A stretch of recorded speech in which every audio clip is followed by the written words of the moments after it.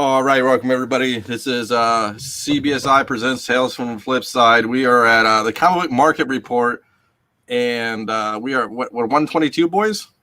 It might be 123 because I think we did 121 twice. Okay, whatever. Continuity's on our thing. It's like DC. We don't care. We'll renumber as we go. We're like a golden age comic. We'll just make it up. Yeah. Just live and coming at you. So, Deno, I guess my pickup. I'll tell my pickup story. My son is more famous than I am, so that's all I'm going to lead in with, and then we'll go to pickups eventually, and I'll just tell you why. Yeah, we're gonna mix up and do pickups at the end this week. But Jon Z, happy to be back. Happy that Ben S has joined us twice. I'm crazy. Twice. We started paying him, so yeah. Well, shut up. Where's that? Checks in the mail, man. Yeah, dude.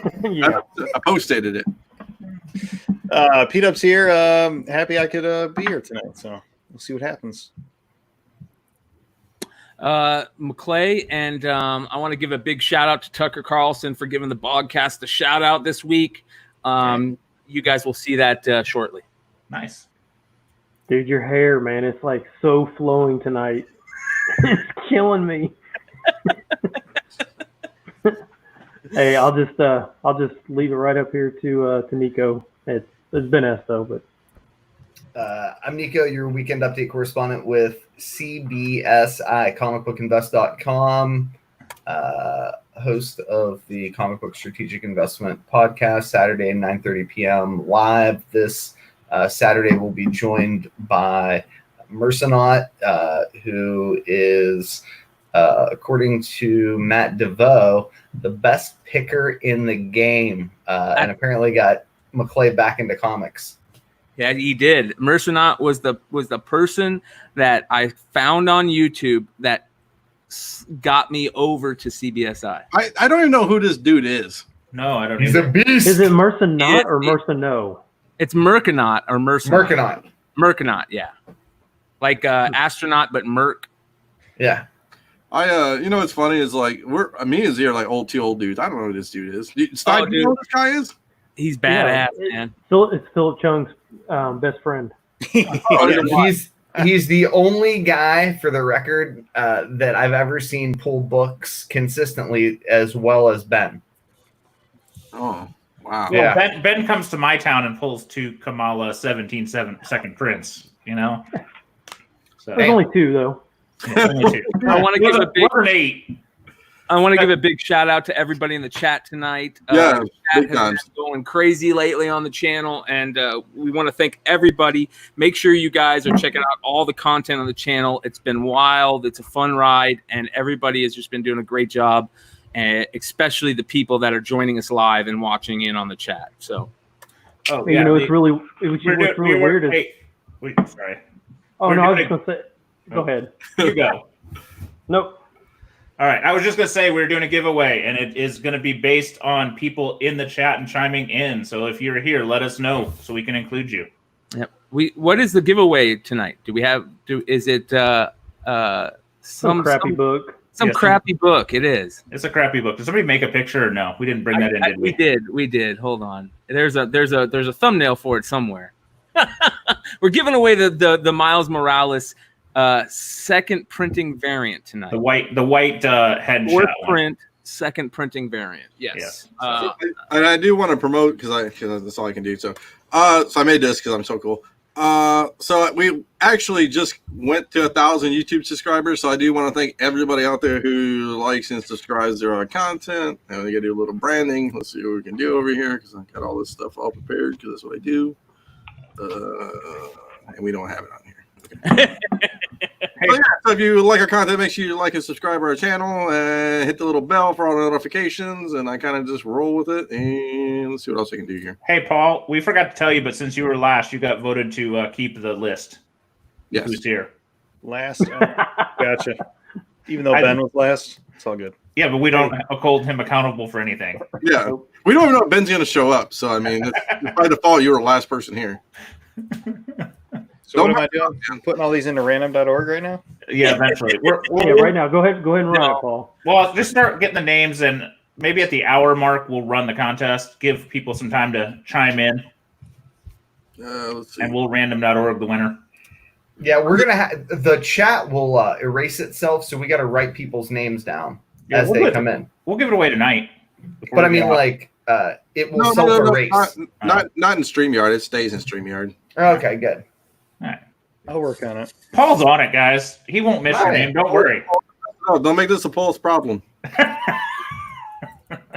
I gotta say, I have been getting multiple messages for the podcast that Paul has been doing with Downright Nerdy. Oh yeah, which one? The movie review? Yeah, the Jason. I've been told specifically you guys were reviewing a Jason. That's Bored and Annoyed. Bored and Annoyed, yes. And a lot of people have contacted me saying how good that show was, how well you do on there. So big shout out to Paul getting some love from the fans. Isn't that weird? We never get emails about Paul doing a great job on this show. It's always shit together when we set him out. He's sandbagging it over here. Yeah, so Bored and Annoyed invited me on to do a retrospective review on the Friday the 13th series. So we went from number 1 all the way up to Jason X. Oh God! And man, talk about a roller coaster of good and bad. You know what's funny is my wife said I'll actually have my wife. She's a big horror fanatic. Like, dude, I have so much horror shit in my house. I have her watch it because she's gonna love it. We haven't done the remake, which was actually really damn good.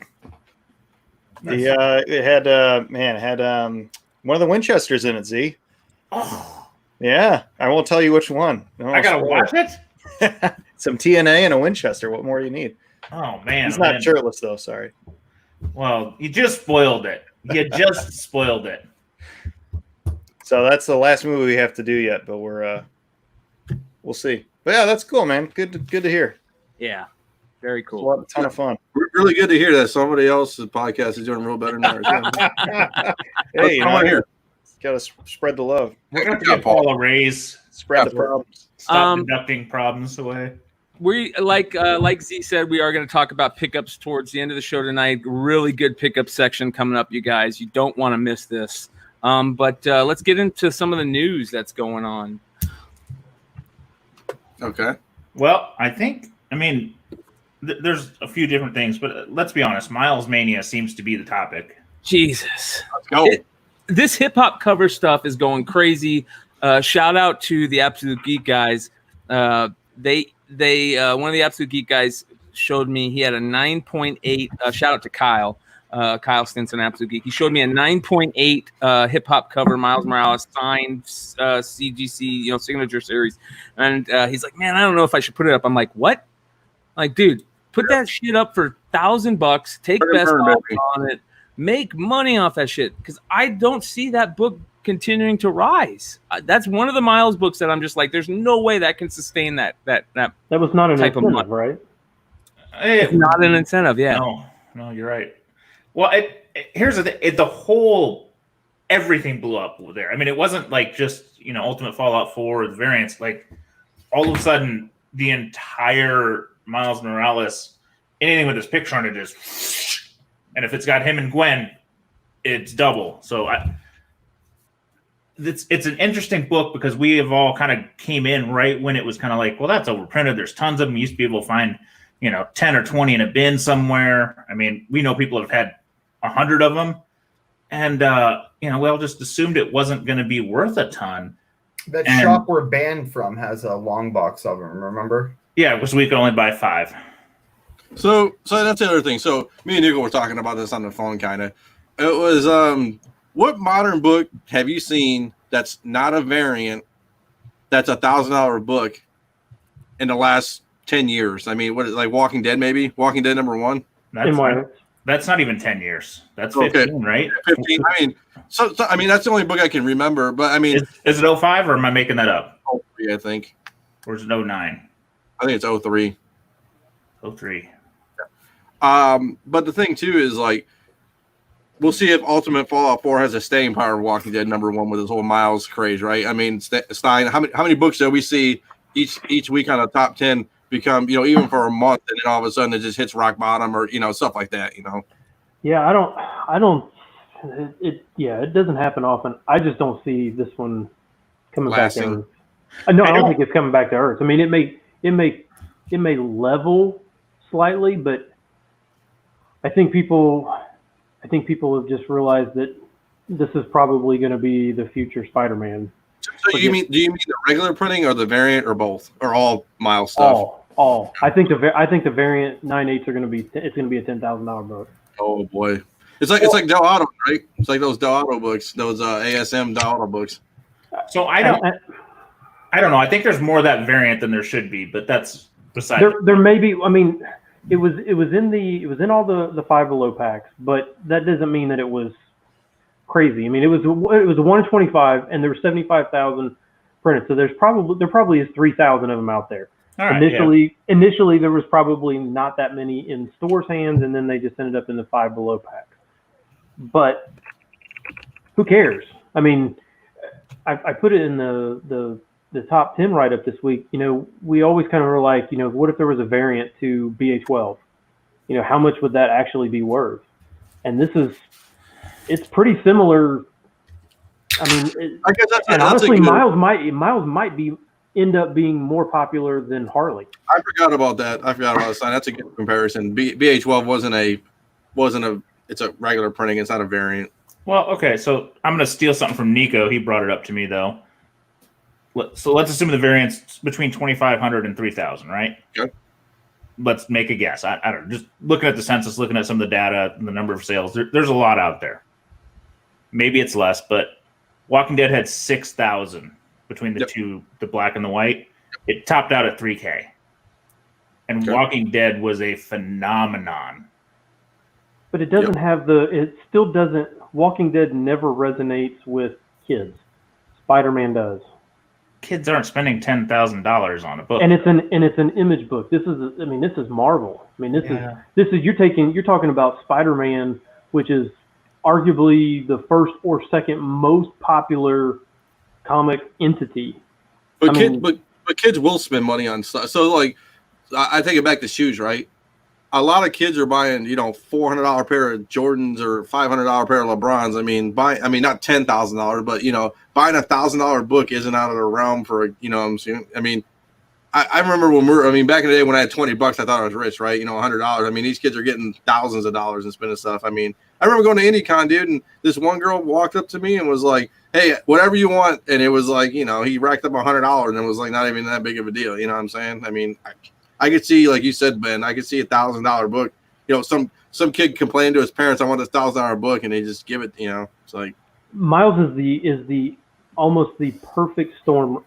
I mean, for where we are in society today. I mean, it's almost perfect. And if Into the Spider-Verse hadn't have been so perfect in depicting him, I mean, if they had just messed it up slightly, it probably wouldn't be as big of a thing. Or if they decided, oh, now let's do a multiracial Spider-Man now, it wouldn't have the same effect. But just everything has lined up absolutely perfect for this character. I think over the next 10, 15 years, it's just going to be I think most kids are going to see Miles Morales and not Peter Parker.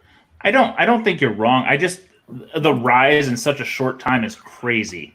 Yeah, I'm a believer in the character. I'm just not a believer in the book. Ultimate Fallout 4/198. We'll see the live data here in a second. Compared to, as you guys described, the peak of Walking Dead, Walking Dead having the most popular television show in the history of television, bar none, and Miles appearing only in cartoon and a film. Had this spike occurred in conjunction with major Hollywood blockbuster, then it's a different story. Do I think it may have another rise in the future? Yeah. But I think it's going to come back down to earth, and I think a lot of people are going to be upset about it over the course of the next... We can even look at AF-15. Like, over the last 3 years, that book almost tripled. And it's not a rare book either, theoretically. And then it kind of dipped a bit because it hit this maximum capacity. And all of a sudden, it was a little too high. I'm not saying it's going to crash. I'm not saying anything. I'm just saying maybe now's not the right time because it did this, and it's probably going to just do that. It's going to have a especially if there are a bunch of people sending their copies in to get graded right now. How many are you sending? Off. Well, how many are you sending? I don't know. I need to, honestly, the way even like 8.5s or 8.0s are selling. Yeah. How many sending? Six? Yeah. Send them all. You might as well just send them all. I got 2 in my stack here, and we can go around the horn. I mean, everybody's sending them. 0. I have 0. I don't have any. Wow, shit. But you got 0. But this is, I mean, if we're being 100% honest, I mean, this obviously has to do this massive, I mean, ridiculous. I mean, it's quadrupled in the last few weeks. I mean, it's gone just completely. It is obviously related to what's going on in the world, right? I mean, you add that to the PlayStation announcement. It is a perfect freaking storm, and that's why we're giving out this issue tonight. So make sure you guys, which remains my favorite one, right? I like this one the most too. Well, it's the only one I had to give away, so I'm going to go ahead and do that because I don't have a first print anymore. Well, I sold that for like $80 last year. Woo, big money for a long time.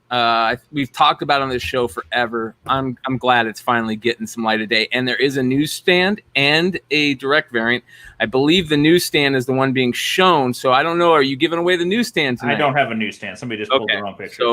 So it is. There's a newsstand of that cover. Yeah, that's the newsstand. The regular, I believe. Lights Out, dude. That's the book Shit, I want. I'm jumping. I gotta go look. I believe so. I believe the regular has the barcode going vertically. Yeah. If you want to win it, you got to comment tonight. Got to be in the live chat and comment, and make sure Paul sees it for the love of God. Because if you want to sell me a newsstand, leave your contact info in the live chat.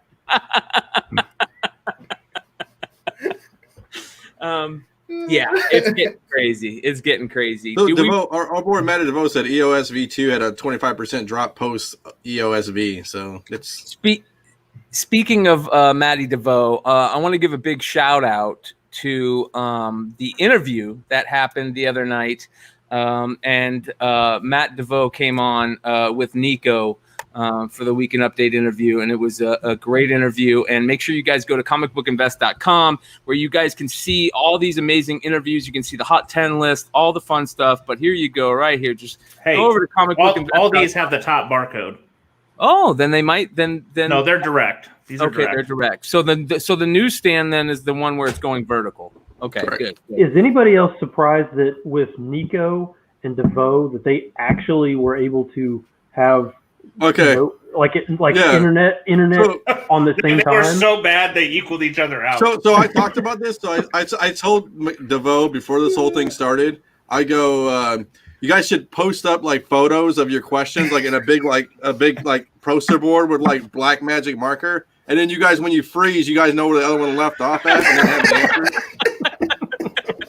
So, they both thought that was pretty funny. Make sure to go to comicbookinvest.com for all your comic and speculation needs, and to find the Hot 10 list and all the amazing articles, including that awesome interview, which you can also find on the Flipside channel. See, look, even Matty DeVoe, you know what's going on, even though it's 7 o'clock over there. So, hey, he upgraded his internet, so I was happy about that. At least one person on the former network upgraded his internet. Yeah. Let's get into. Do we want to? Is there anything else we want to hit on before maybe we get into the Miles? Well, let's talk about. Can we talk about the Miles book that popped up on eBay? Yeah, I want to. Can we get into the market report? As a matter of fact, let's get into it. Hey, McClay, run the. You want me to run it, or you want to run it? I can run it. I got it. Yeah. Okay. What do you want to talk about first, there, Nico?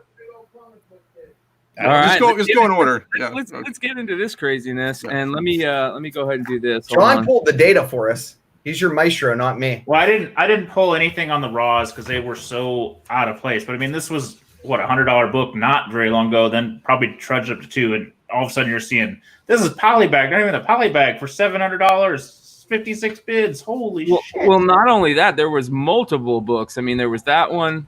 There's this one. Yeah, it wasn't like out of ordinary. Somebody on IG sold very fine near mints, $500 a pop.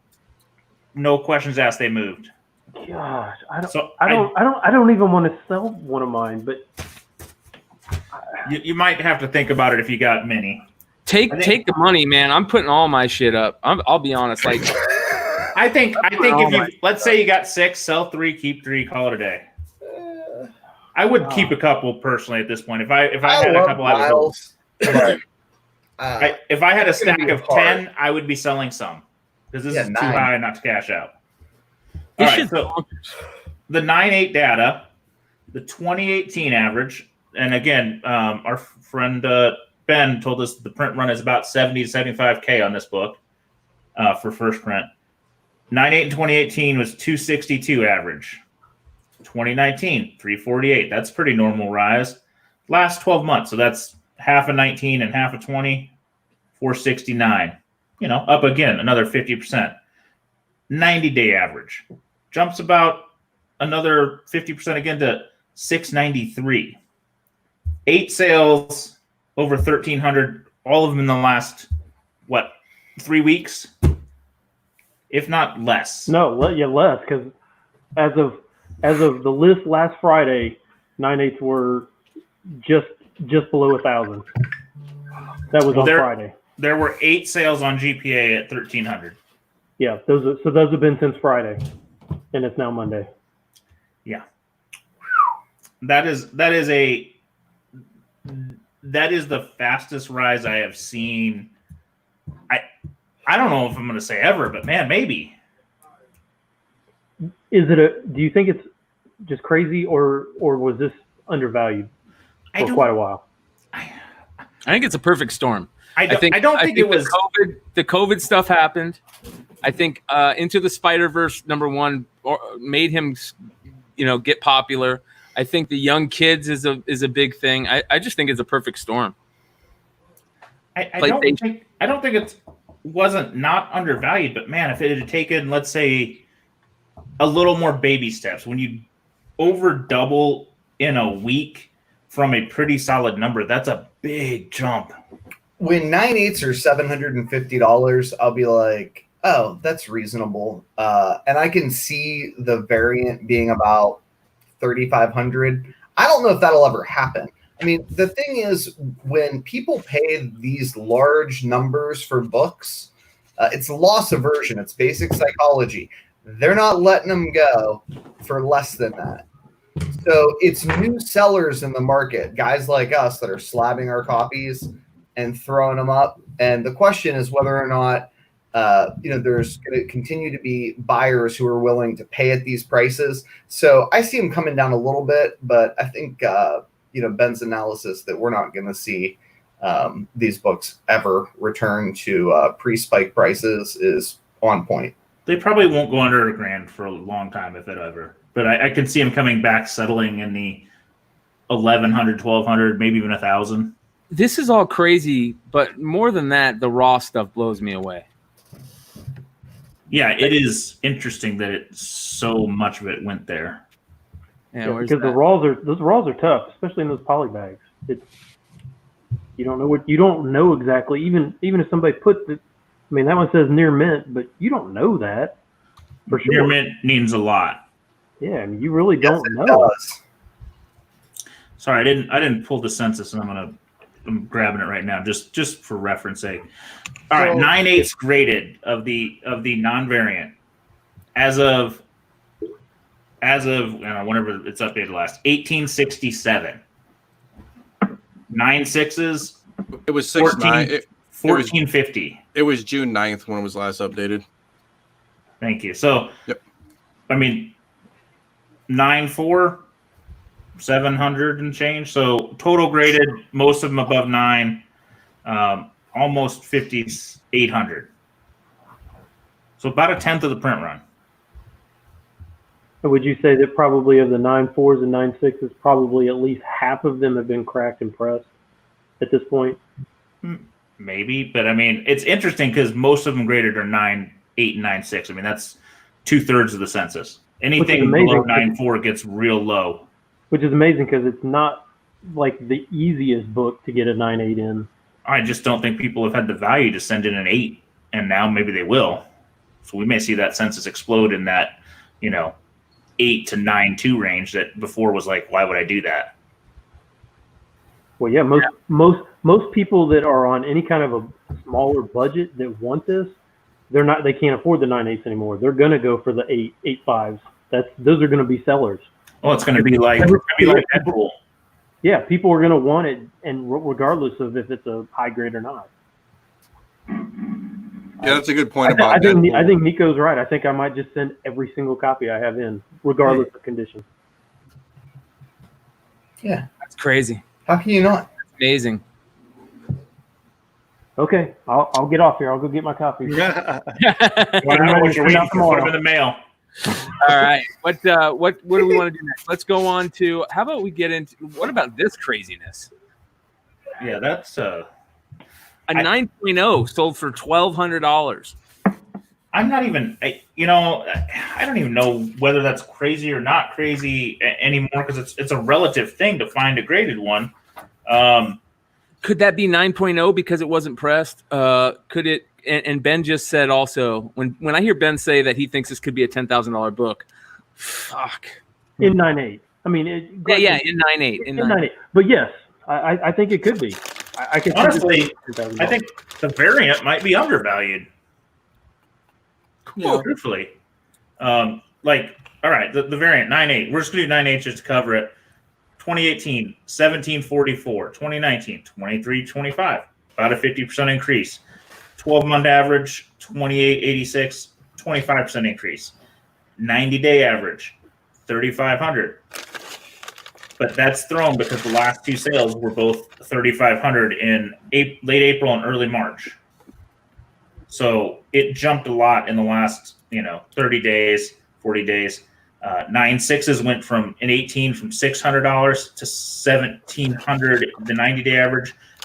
Two of them have broken 2K since May 23rd. And then after that, it almost, there seems to be no difference really between a 9.4 and a 9.0. I think it's $1,200 up to $1,200. Would it make it the highest valued modern right now if it hit those prices? No, that Delato Spider-Man is gonna. Delato, Hush are still up there, but barely. This book almost. If I'm going to go on a Miles, why would I spend? It's worth more than the Hush. It's worth way more than Hush. What? Hush and 9.8 are like a 5K bush. This sucker is worth way more than Hush.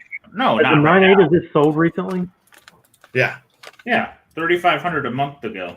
A month, but I mean, I'm talking about like obviously the blow up has been in the last 3 weeks. So I don't know. I tell you what, if it was anywhere under 5, I'd go for the variant over the 9.8 regular. Just And the variant's a low distribution variant, so it's not like it's like if you have that kind of cash, most people don't have $5,000 to drop on one modern comic book. But I agree. If I had the money, if I was like ultra rich or something like that, I'd pretty much. I think I'd buy all these. I'd just buy them all. Well, yeah. If you got truthfully, if you're we always talk the Wall Street investor of comics, you're the guy just buying it as a pure investment, spending 6 figures without thinking. Shit, I'd buy a shit ton of these and gamble. Every one of them. let's talk about that. Let's talk about the. Oh boy. Yeah, can we talk about the If I Was Rich book? Which one is that? Oh, He wants to talk. He froze. The other variant. hold on. Yeah, but hold on. But by the way, there are a couple variants listed 9/8 listed right now, and they're listed at $12,000 and $20,000. I wouldn't pay that, but I'd think about it at 7. Which variant, Nico? Are you talking about the Ultimate? Yeah. Comic Pro? Do we Oh my gosh. Which one? Yeah. Did you pull an image, Brian? We got a picture of it? Which one is this? The one, the Percelli, the black and white, the sketch. Isn't it should be up here, right? I don't know if I took that. He didn't send me that. I can. So it's the ultimate Ultimate Comics #1 Spider-Man. Yes, thank you. Ultimate Comics #1 Spider-Man, the black and white sketch. Pacelli, right? Pacelli? Yep. Pacelli. So this is coming from Recalled Comics because there's not a lot of info on this dang thing. You know, I've heard people mention it and say they want it, but I've never even seen one pop up on eBay. I'm sure a couple have in a decade, but it is rare because there's a lot of people looking. I know Nico's been looking for years. I know 2 or 3 other guys in the group have said if one pops up, they would buy it. I can't even find an image for it. There's one on eBay right now. I found it. Let's see here. But according to Recalled Comics, that's the only info we got is that it was used as a retailer incentive for 2 separate events. One was for Marvel Retailer Resource Center member shops hosting an Astonishing X-Men 51 event, celebrating the marriage of North Star and whoever. And there were first 10 shops that showed pictures and signed up got them. So that's 10. The second instance was Diamond as an incentive to order 5,000 copies of Ultimate Fallout 4 or Ultimate Fallout 4 second printing. Wow. That's 5,000. 1 in 5,000 is a pretty big number. So any combination of those two, that's a lot of books, which tells us there were a lot of these. So there were at least 10 available. And then they said at some point it stayed the run at 20. So was it either 10 plus 20 or 10 plus 10 for 20? And there's also some stories apparently from Recall Comics saying there was definitely more than 10. At one point there was a box and they gave some out at conventions and events. So the low number is 20. The high number is, let's say 80 is his quote, but who knows? It's not a lot because it never comes up. This guy, which I see people post about once every. How much does he want? 29 grand. It's the one listed is the 9.8 though, right? No, this one's a 9.6, right? 9.6. Yeah. I would bet at 15 grand it would have already sold. Lord of mercy. Right? Just a gut feel, 15 grand somebody would have bought it. Yeah. Well, let's talk about this too, because I wrote about this. When did I write about Sarah Pacelli? 6 years ago, maybe, in one of the articles when I actually used to write articles back in the day. Do you think Sarah Pacelli gets a lot of good press for this? You think she gets the Peach Momoko craze after this, or is it just Miles Morales one-off kind of thing? This is Miles Morales more than the artist. Okay. Well, somebody asked if you had the Divergect variant, would you sell raw or slab? I'd probably just slab them all, unless. I don't know, dude. That 9.0 I'd sell raw. Maybe. Yeah. I don't know. There's no difference between 9.0 and a 9.4. Well, it depends. It depends what you. I guess it depends what the defects are raw. I mean, if you know you can get a little push out of it pressing it, that's a whole different story. But if you know a 9.0 is a real 9.0, then I would just sell it raw probably. If you're sitting in the 8s, then don't. But man, anything else I probably would. Any 9 or above, freaking grade it. Why not? That's nuts. Like I said, I mean, we were talking to or Brian, didn't Bird City Comics, didn't they say that they had an 8.5? Yeah. They were auctioning, and the bids just kept going up and up and up, and he cut it off. Yeah, they called the auction, dude. They felt like they didn't want to screw over their fans. They're like, you guys are bidding too much. We don't think it's worth this much. And which book was it? Ultimate Fallout 4. The regular cover. Oh God, an 8.5. Shout out to Bird City Comics. Yeah.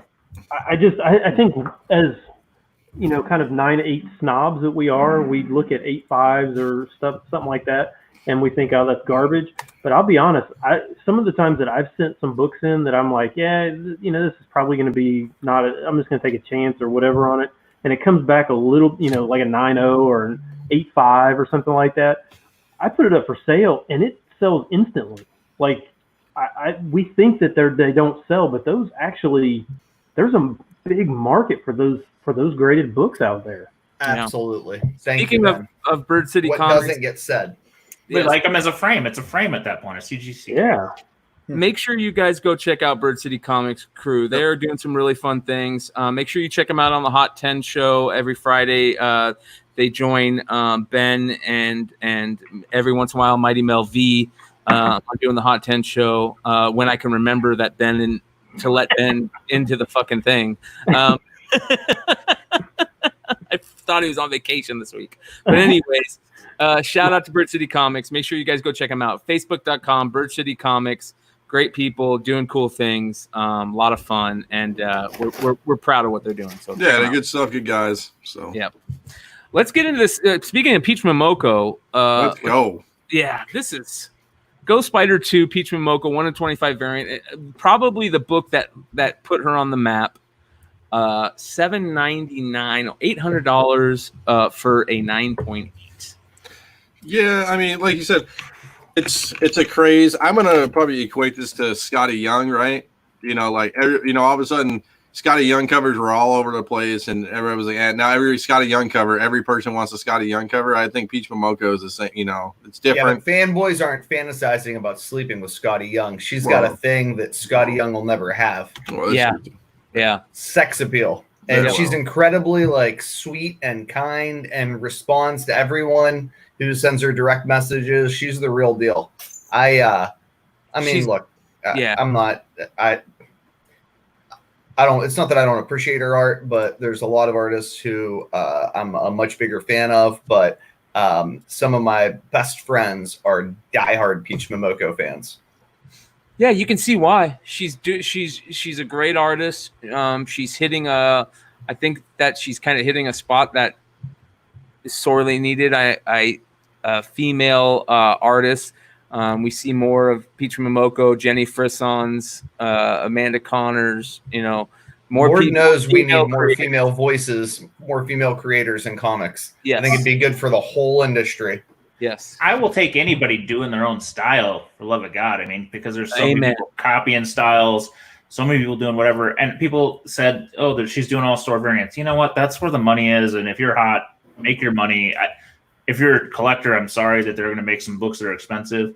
At least people are paying her to do original art than stealing shit hacks doing titty variants of huge stuff.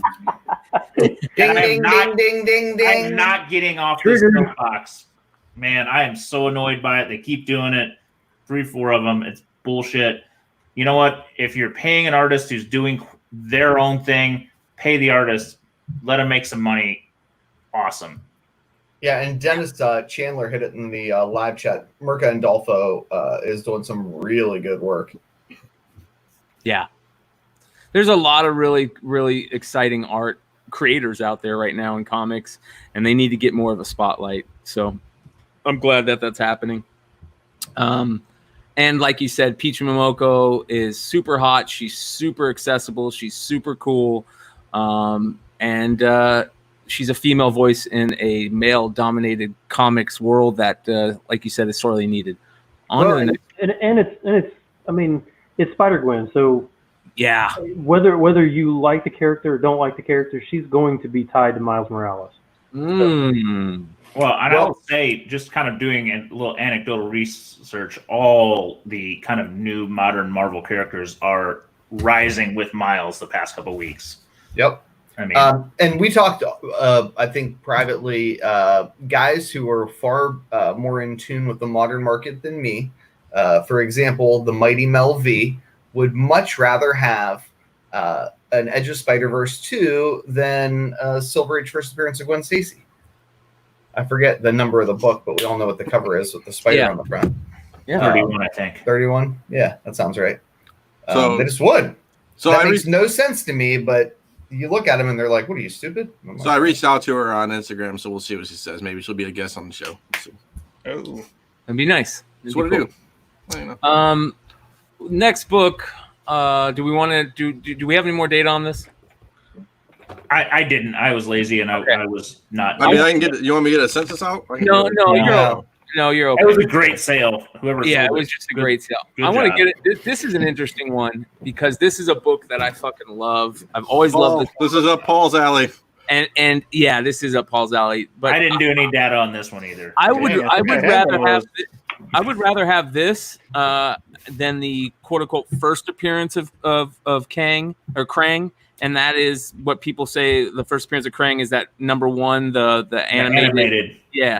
But I would much rather have this one. I know it's a second print, but he's on the cover. It's an earlier Turtles in the Turtles run.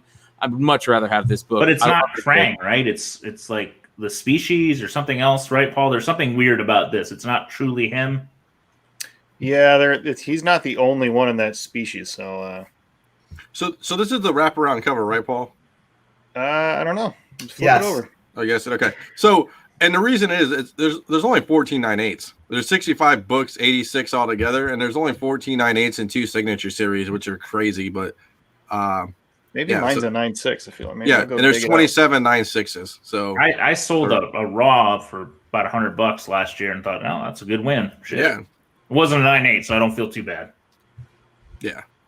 So I mean that's the thing. I mean there's 65 and there's only 10% of those are roughly 10-15% are actually 9/8. I mean, it's a hard cover, man. I mean, we talk about black covers and dark covers and all this stuff. I mean, it's a hard 9/8, man. You're gonna see every little spine tick on that thing. And I just don't think there's a ton of them. I mean, I know Turtles books, they printed multiple prints through a lot of the issues, but this is issue 7, man. It was probably a decent print run, but it wasn't huge. Yeah, I think I've said in the past, if you're out at a shop and you see anything even under issue 20, 15, just grab it. 10 for sure. Anything 10 and under. Stick it away. I just sold. Big shout out to Solo Wookie. He came over the other day, raided through my him and a couple of the other guys came over and raided through my comic stash. Solo Wookie walked out with, I think, a short box of all my Teenage Mutant Ninja Turtle stuff, nice. Including the books that you just said. Maybe make sure to hold on to. So I want them all back right now. That's awesome. Good pickup, Solo Wookie. Yeah. All right, on to the next one. Let's. This is a fun one. Here we go. All right, this one I did do some data on. I got sidetracked at work on the modern. So, and before I cut you, Ozzy, is anybody actually paying attention to Canadian dollar versus US? I feel like you can get some good deals. I mean, $6,000. I mean, Canadian versus US. I mean, little currency exchange favor for you. I mean, that's a great point. Well, and I wanted to note that this was a Canadian sale, so it probably does get less watchers, less bids, and all that crap just in general.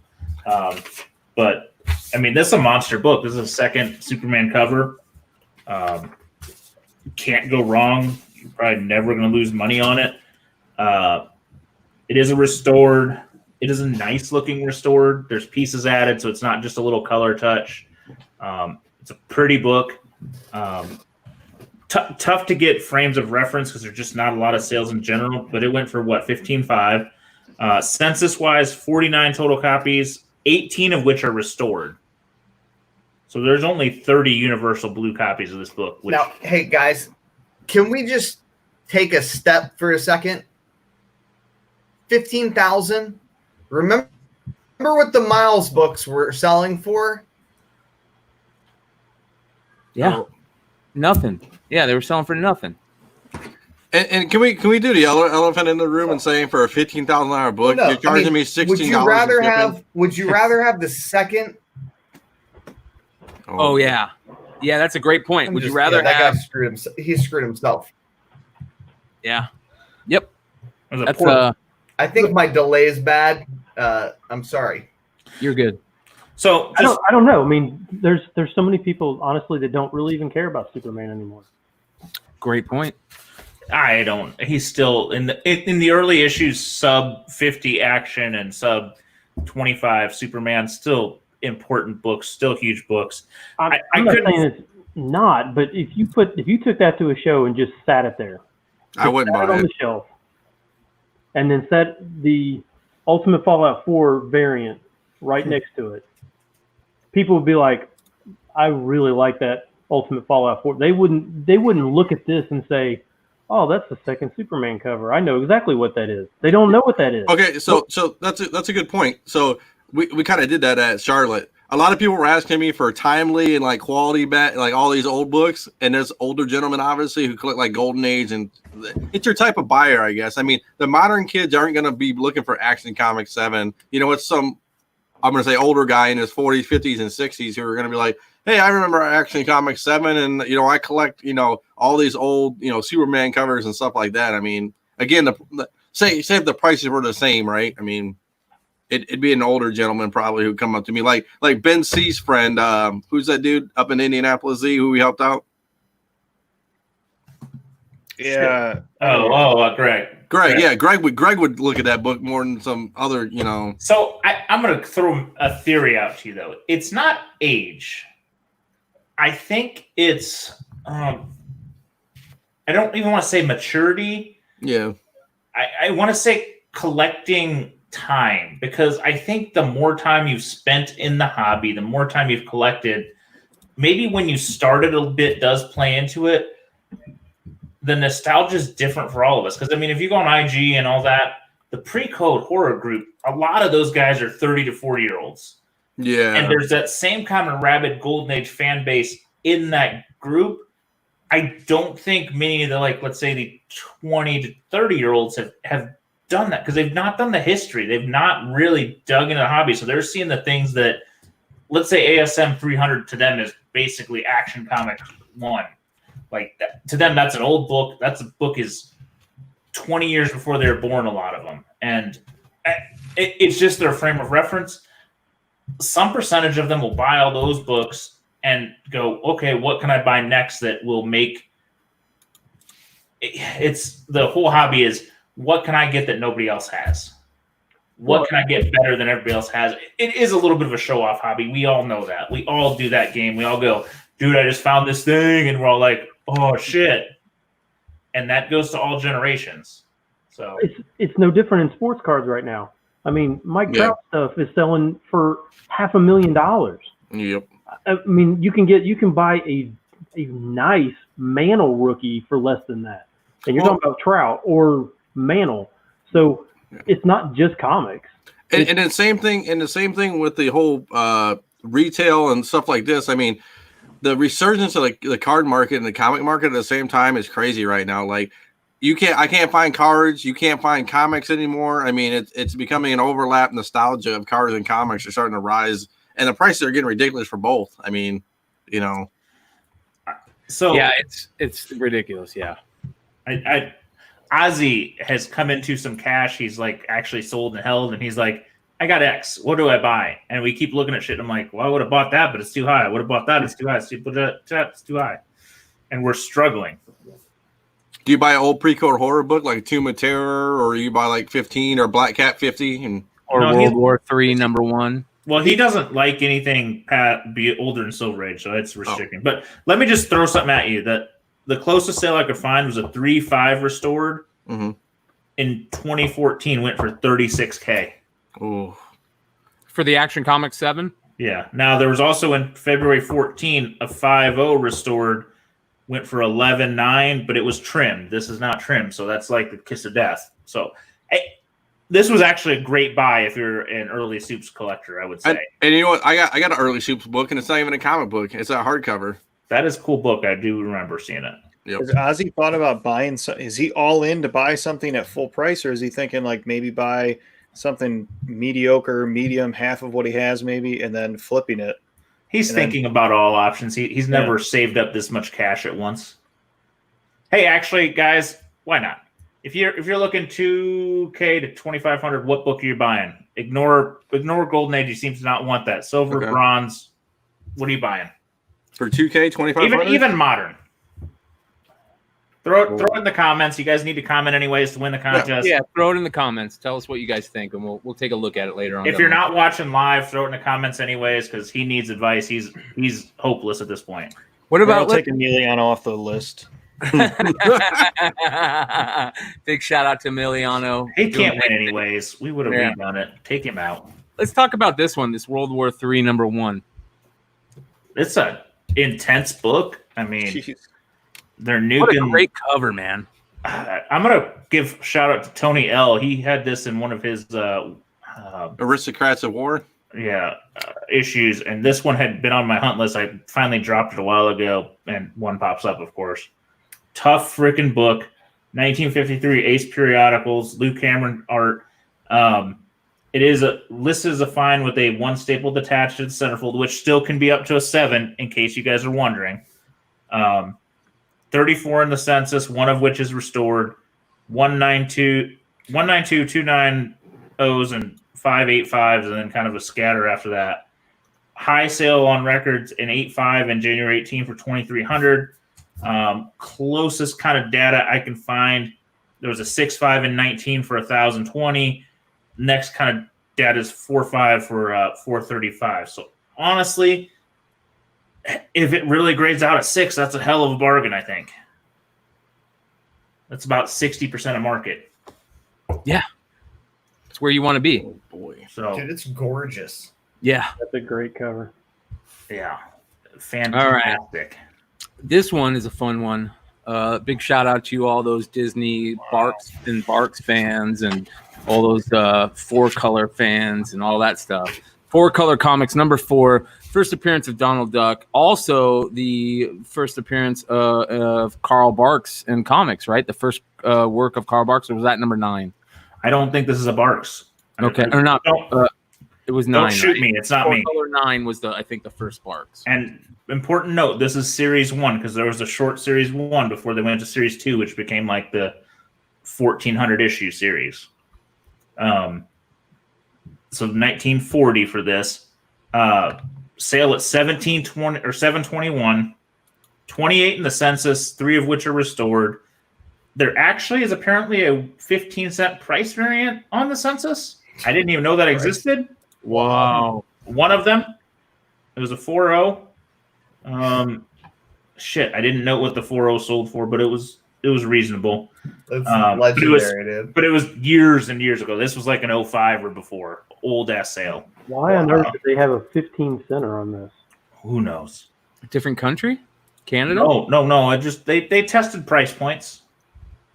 The same as the peanuts. But, I mean, 1940. I mean, that's a big jump from 5 cents. It's a big book. You could have bought another house with 5 cents. Yeah. So I'm going to give you a couple sales. May 17, the 8.0 sold one of the 3.80s for 28.6. A 7.5 is the most recent sale in March of 20. So this year, 22.8. A 2.5 sale in March of 18 for 23.83. Oh. And then a 3.0 in 2012, almost a decade ago, for 14. So this, let's be honest, it's probably a 1.5. If you're lucky at 2. Yeah, I don't know. No, didn't he say it with the tape? Yeah, it's not a 2.5, but it's not a 1. It's somewhere in that range of stuff. But honestly, Donald presents great. All the tapes on the edge. That's a hell of a bargain compared to there's only freaking 28 of them on the census. You never see this book at $720. I'm kicking my ass for not looking for it. Oh, I knew what it was. I've never seen it in person, and this is the only time I've ever seen it sold online, ever. I would like Nico to start sending me the books he's watching before he fucking shows me what I missed. No, don't do that because you'll miss out on a book like I did. It's terrible. And that's what we should use a super chat for, is get Nico's fucking watch list. Yeah, well, we can do that. All right. You hear that, guys? The giveaways are going to pick up. Let's get into this right here. Oh. All right. So Mega Key, I didn't go into census. There's a lot of Amazing Spider-Man issue 1. This is a 4.0 CGC graded. So let's start just looking at the book, because huge swings in ASM 1 and AF 15, all these silver books in the same grade due to eye appeal. That's a gorgeous copy. Odd angle on this one because I had to kind of do a double take.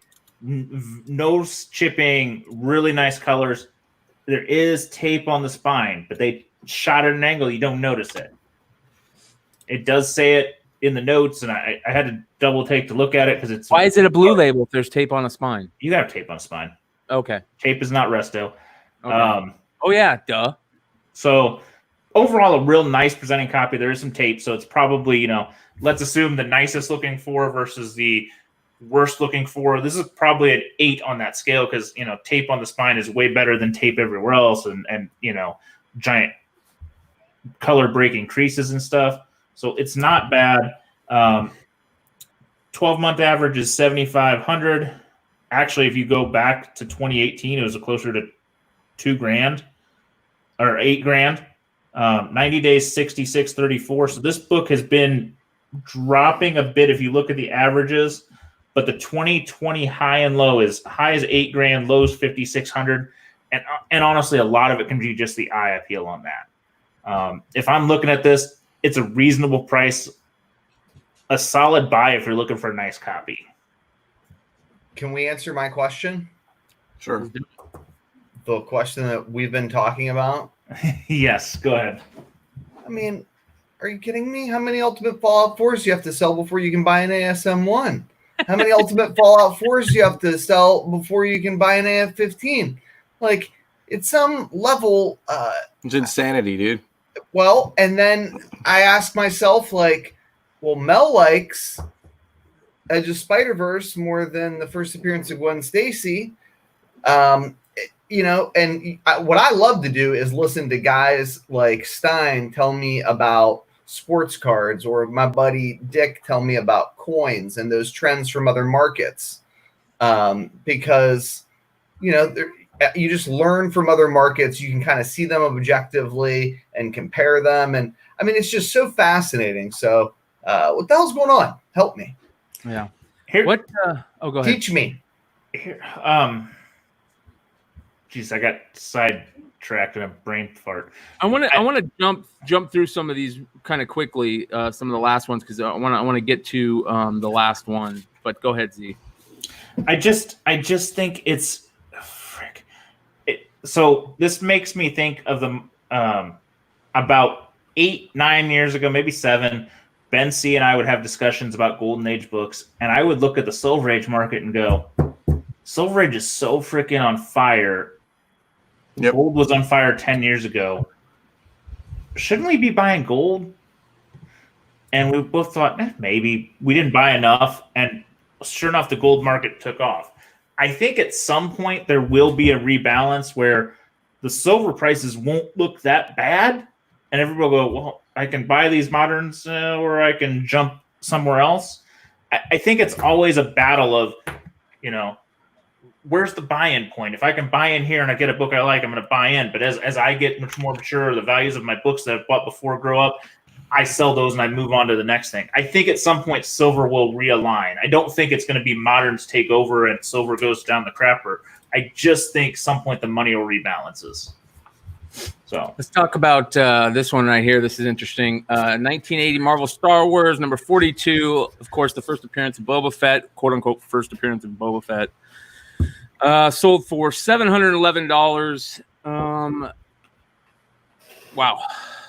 12-month average on this thing. Boba's been hot for the last, 4 or 5 years. It's went up. 12-month average is 484. 61 sales in 12 months. 90-day 605. So it jumped up a bit. Probably pre-Mandalorian. 2020 high, low. 36 sales in 2020. 826 being the high, 400 being the low. It's actually not the worst buy. I mean, been high. What is it? Season 2 is October this year? They've said potentially this year. I don't know if they've set a date yet. So, do you guys want to talk about the Mandalorian news? Yeah, we should probably drop that in here right here. All right, that's the last sales data, right? Yes. All right. What's the news? So according to Jon Favreau, the show's on track to be released in 2020, and The Hollywood Reporter has indicated that Tamara Morrison will be playing Boba Fett's character. Tamara was once seen as Jango Fett in Attack of the Clones, and apparently is returning to play either Boba Fett or Captain Rex, is what other people are hinting at or reporting in the second installment. I have no idea whether or not Boba Fett escaped from the Sarlacc pit, or he did, yes. Well, I know he does in the comic books, but I mean on the TV show. They have to bring him back. Whether or not, well, I mean, age-wise, he's old, right? So is the daughter going to appear on the show? People are talking about Timothy Oliphant showing up in season 2 as Cobb Vanth's character, the sheriff of the small town. Remember Oliphant from Justified and Deadwood. I mean, that's kind of the character he plays. I haven't been able to figure out where this Cobb Vanth appears in comics. I know he was in those Star Wars novels, the Aftermath series. And then, of course, we've got Rosario Dawson indicating that she'll let us know when it's confirmed that she's playing Ahsoka Tano, but the market hasn't paid much attention because those books have gone crazy. So for people who understand Star Wars, what the hell's going on? Whew, that's for sure. If this shit keeps on coming out like this, and man, the Star Wars market is just crazy right now, and I'm sure Mike Morello is out there screaming at his screen right now, going, "What do you mean? Come on, man! It's in this book. It's in this book." Shout out Mike Morello. Make sure you guys are going and checking out Mike and Peter on Wednesdays. I believe they do their show, the Hot 5 show, themed Hot 5. Yep. Make sure you guys go check them out, and make sure you guys go check out Mike Morello's interview with Nico, where he shows his amazing collection of goodies, Star Wars goodies. Good. He was saying that's like his 4th appearance. Oh, wow. Oh, yeah, Boba Fett. Yeah, that's like his 4th appearance, yeah. Yeah, so here's kind of my take on the Star Wars stuff. I guess I talked a little bit with one of you guys about this before, but after we've seen Miles go crazy with just the mere possibility of a film franchise here in the next 5-10 years rolling out, remember, like and subscribe. We need subscribers and likes. Doesn't it make sense that yeah, right, it's the perfect meme. Doesn't it make sense that we're going to start seeing some of these Star Wars characters start to go crazy? We now have a market, I think Z and I talked about this, where books go crazy before trailers, like just on rumor. I likened it to like how drug addicts, before they use drugs, they don't even have to use the drugs and their dopamine spikes, right? It's just the thought that this could happen in the future, and we see the books go crazy. It's like prom night. Like, I don't know exactly what you're trying to admit, but we'll talk about it privately, and thank you for sharing. After the show. One thing that we got to talk about real quick is this craziness. For those of you guys that don't think you can make money off the internet, let's go. Welcome to this. A vintage 1993 Marvel T-shirt with Wolverine, Bishop, and Colossus on the front, extra large, mint condition, sold for $2,600 with 18 bids. Holy crap! I got 6 of these. I got 6 of these in the crib right now, man. I'm ironing them out right now, throwing them up on eBay. It's gonna be real dope. I feel like somebody can make one of these, man, and sell it. Mel's gonna do it. Me and Scotty Reagan are gonna recreate this. It's gonna be awesome. This is on there. We've talked about clothes a couple of times on the show, and this is a market that you can make some serious cash in. This is not even like a Supreme release or something where it's like, yeah, it's not even like, it's like, it'd be now if you put the word Supreme on it and had like a Supreme tag, I would believe this. But does it alarm you, the things that I watch on eBay? Pretty much. Yeah, I'm a little more worried that you actually found this. Yeah, Emiliano says, looks like CBSI swag gone wrong. Make sure you guys go to comicbookinvest.com and check out all the CBSI swag. Maybe you'll see one of these up there one day, and you could sell. Maybe you could sell some of the CBSI swag in a couple of years for this type of cash. You never know. So just like everything else I asked about, like tennis shoes and stuff, does the guy who buys this, you think he wears it out to the club? Like people wear shoes and like, yo, man, I got this about it. Yeah, this is his John shirt, man. This is freaking NYCC SDCC gear. Yeah, I think it's more like Bun B or Pimp C is going to have it on a fucking MTV An NBA video. Yeah, NBA exactly. player? Yeah, that'd be cool. But, I mean, extra large is a little small for an NBA player, though. Yeah. Extra large is a little small for a con goer as well, too. So. Yeah, that was a lot of fun. We just had to talk about it. One more thing before we get closer and closer to pickups and all that stuff. I want Deno to talk about this amazing Mighty Mel V fun that him and Nico went down the rabbit hole with Mighty Mel V about, and that was all started by a tweet. Yes. But I don't remember who this gentleman is that made this tweet. Deno, if you don't mind talking about it. Yeah, I can do it up. So me and Nico talked about this earlier in the day, and I'm naming this segment "Where's Mel?" because I can't ever get Mel. He's working. So Roger Wardell on Twitter actually threw this out, and the tweet reads: "If people aren't on YouTube, Weapon X Disney Plus show planned as a prequel or as a pre-sequel to what's that abbreviation, dude? The Falcon and the Winter Soldier series." Yes. It will focus not only on Logan's backstory, but also other members of Weapon Plus program, or should be Weapon X, maybe Weapon. Yeah, that's and not only that it's great to hear that. But what the hell, a prequel for Falcon and Winter Soldier, and Falcon and Winter Soldier isn't even out yet? What's going on? Come on.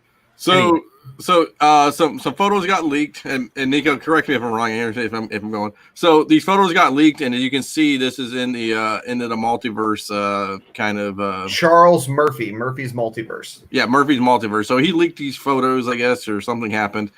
And then there's a Red Skull kind of logo right here. Yep, blown up. Thank you.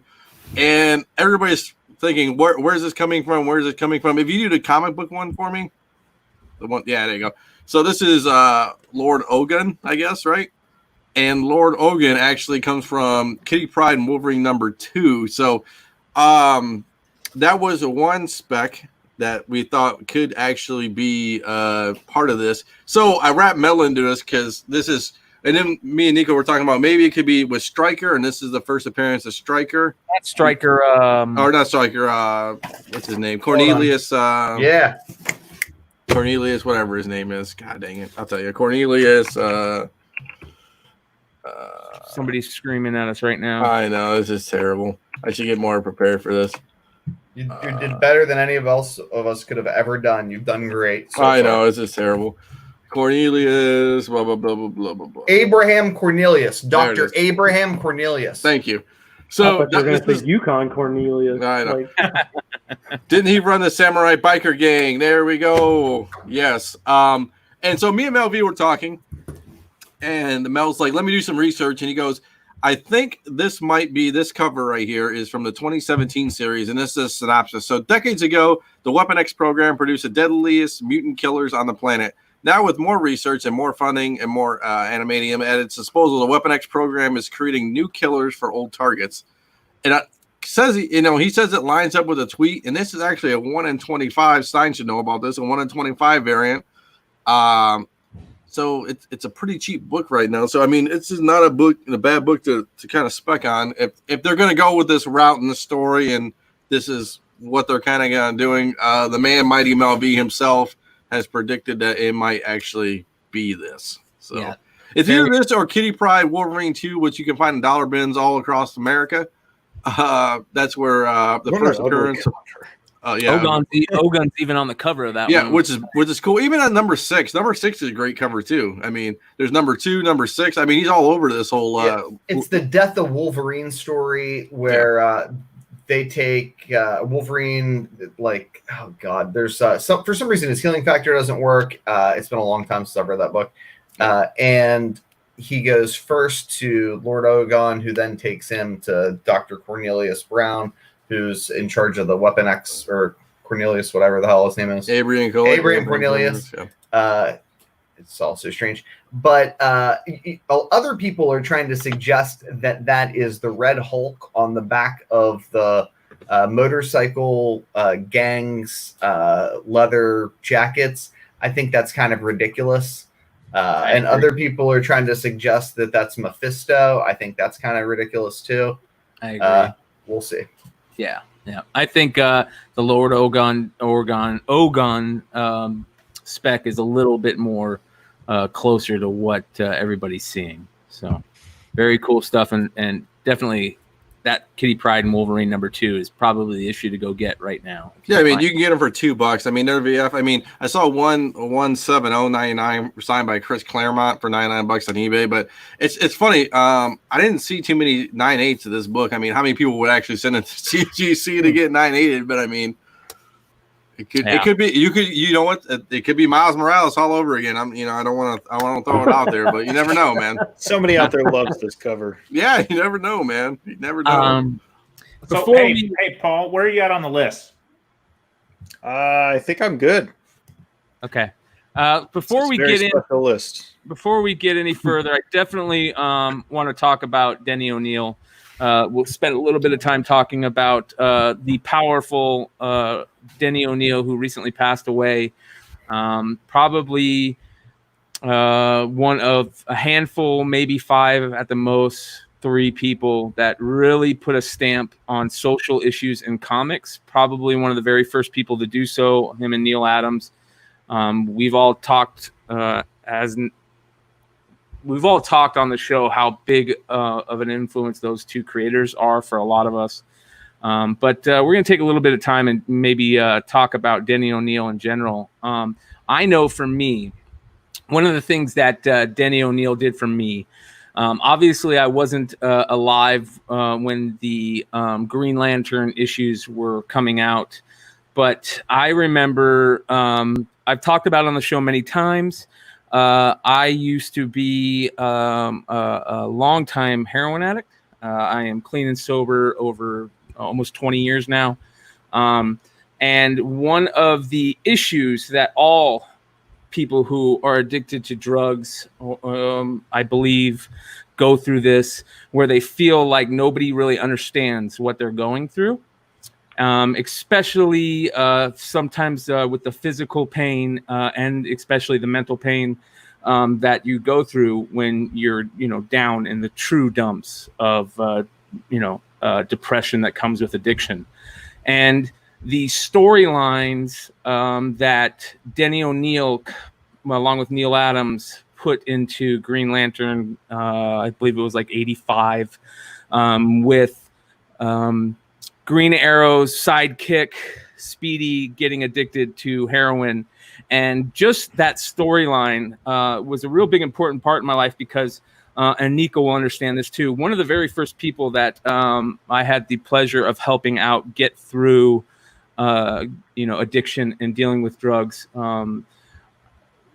I was able to kind of get through to him in a way using these comics to say, hey, there's people out there that understand what you're going through.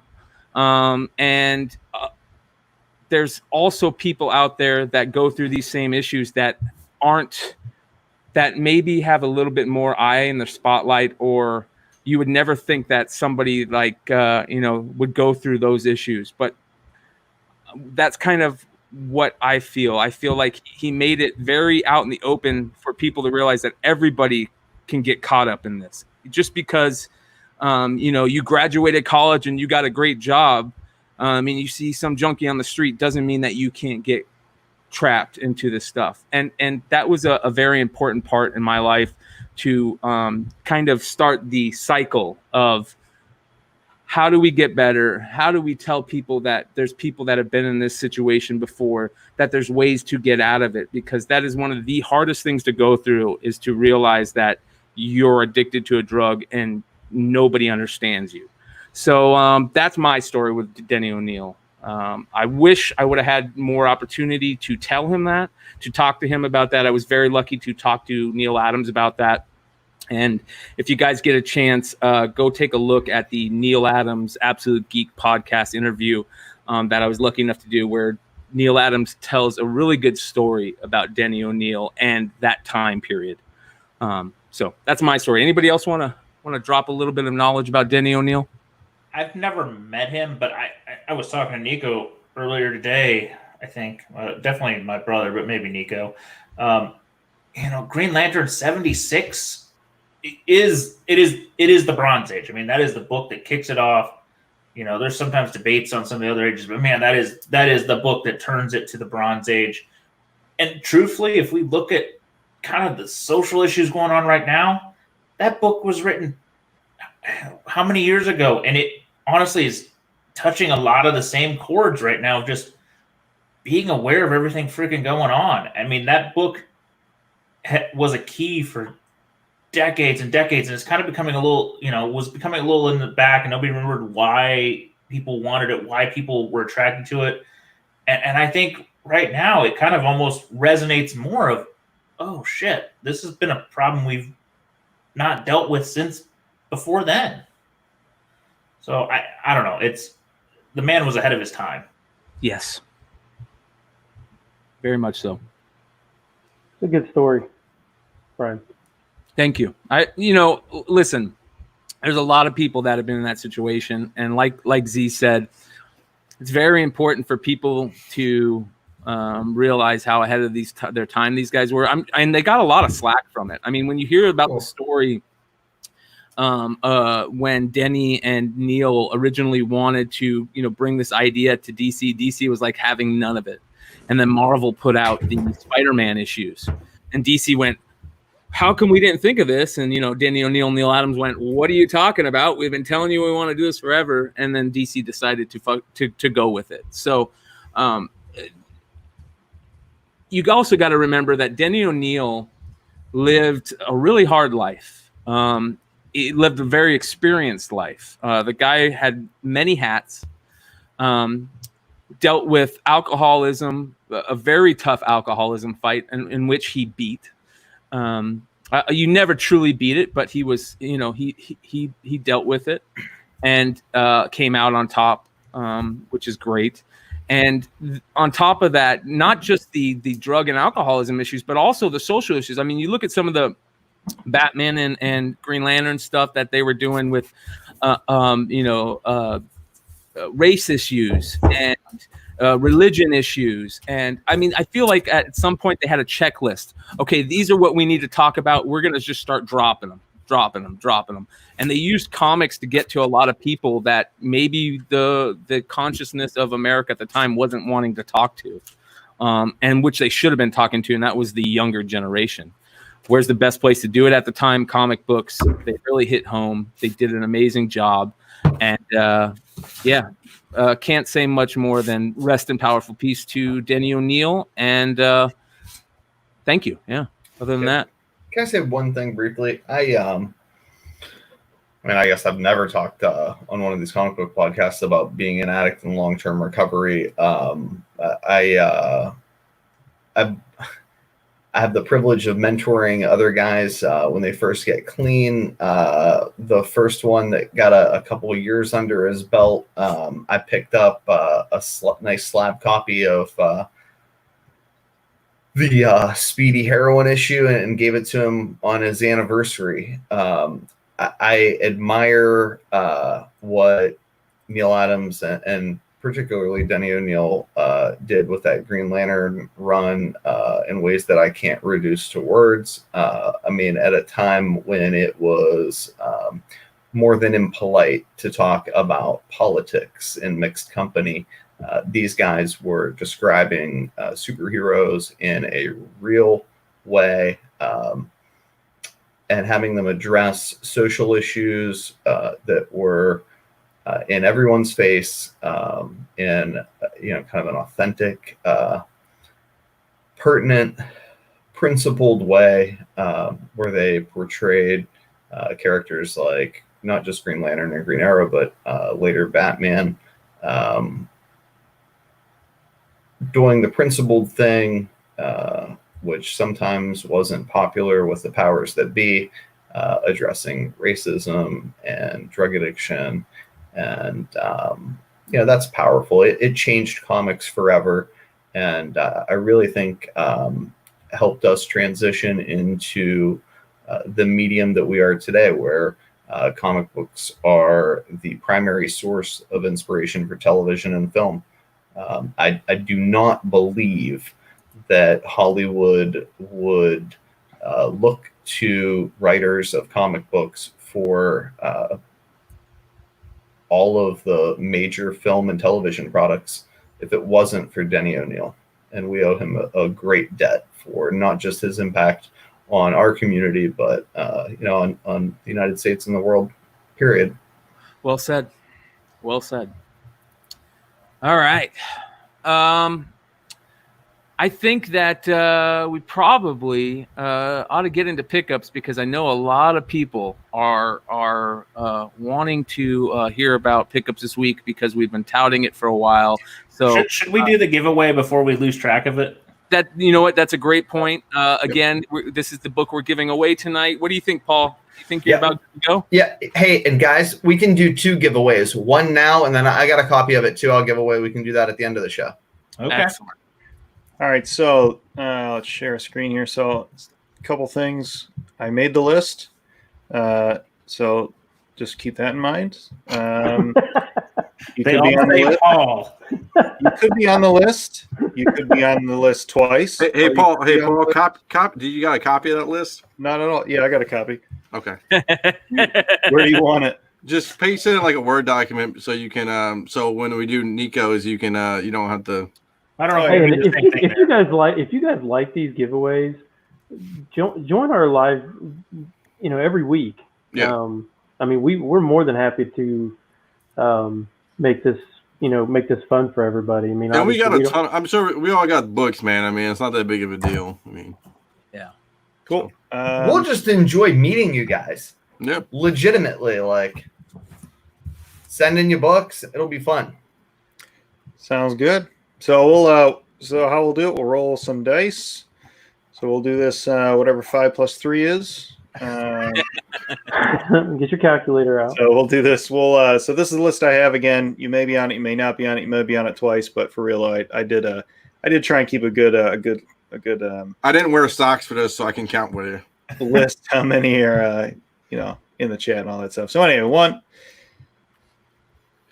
3.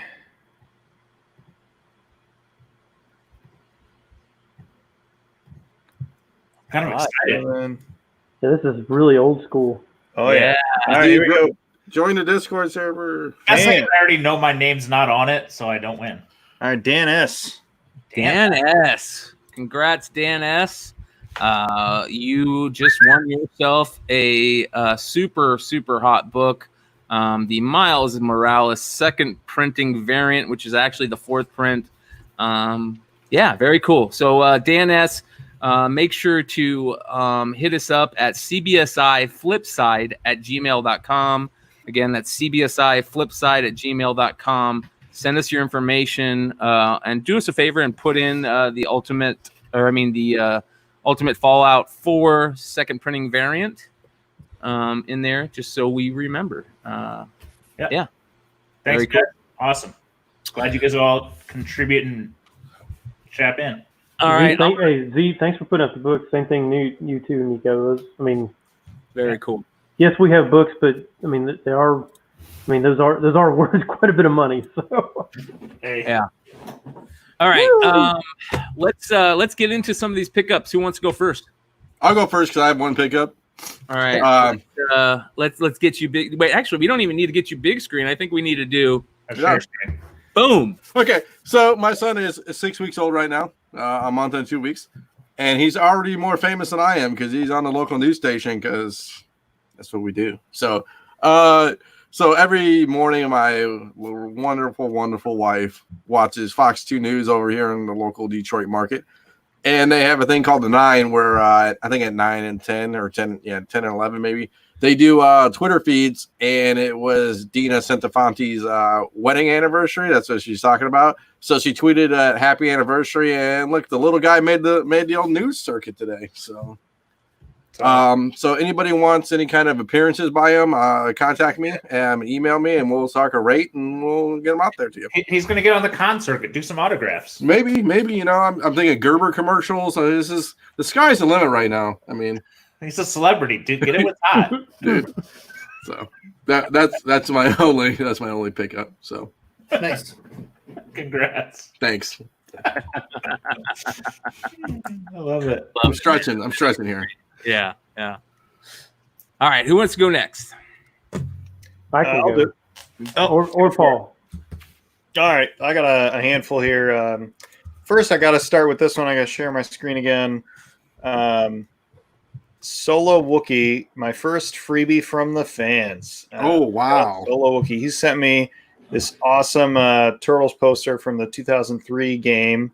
Wow. And that little Donatello Tiki. And I'll show the other one here in a second. But this the poster flips. Dang! What is that? Yeah, so that's the other side of it. It's pretty sweet. What is that? Casey Jones and the Turtles. Yeah. Wow. Yeah, I think Cool. the art I think is similar to, if it's not the same artist, that Dreamwave had a short Turtle series, and it looks pretty similar. Yeah, so. the title looks like the Dreamwave title. Yeah, so shout out to Solo Wookie. Appreciate that. I had the box here forever. I was waiting to open it on air. Missed a show or two. Couldn't wait any longer. Opened it up, and so, of course, I can make it to tonight's show. But, yeah, so I put that on Instagram. Really appreciate it. Awesome gesture. And here's the Mikey I had a while ago that I posted online, and now I have Donnie. So there's my two favorite turtles, to be honest. When I was a kid, it was always between the two, the party guy and the nerdy turtle. So appreciate that, man. They're the responsible ones not in your list. Yeah, exactly. Also, my wife and I signed some important paperwork this week, and You sold your daughters. we did. Stein made a good joke on Facebook. No, we purchased our first home, so we're going through all the So basically, Paul's Problem Season 2 has officially been renewed, Homeowners Edition. I did What buy was the a Tom Hanks movie? What's Money that? Pit. Money Pit. Yeah. Can we get you like a show on the DY No. network or He needs to be on HGTV and just him bumbling around in his own house and just messing up. I'd watch 30 minutes of it, or at least an hour every episode. I did. I'm gonna change this light socket.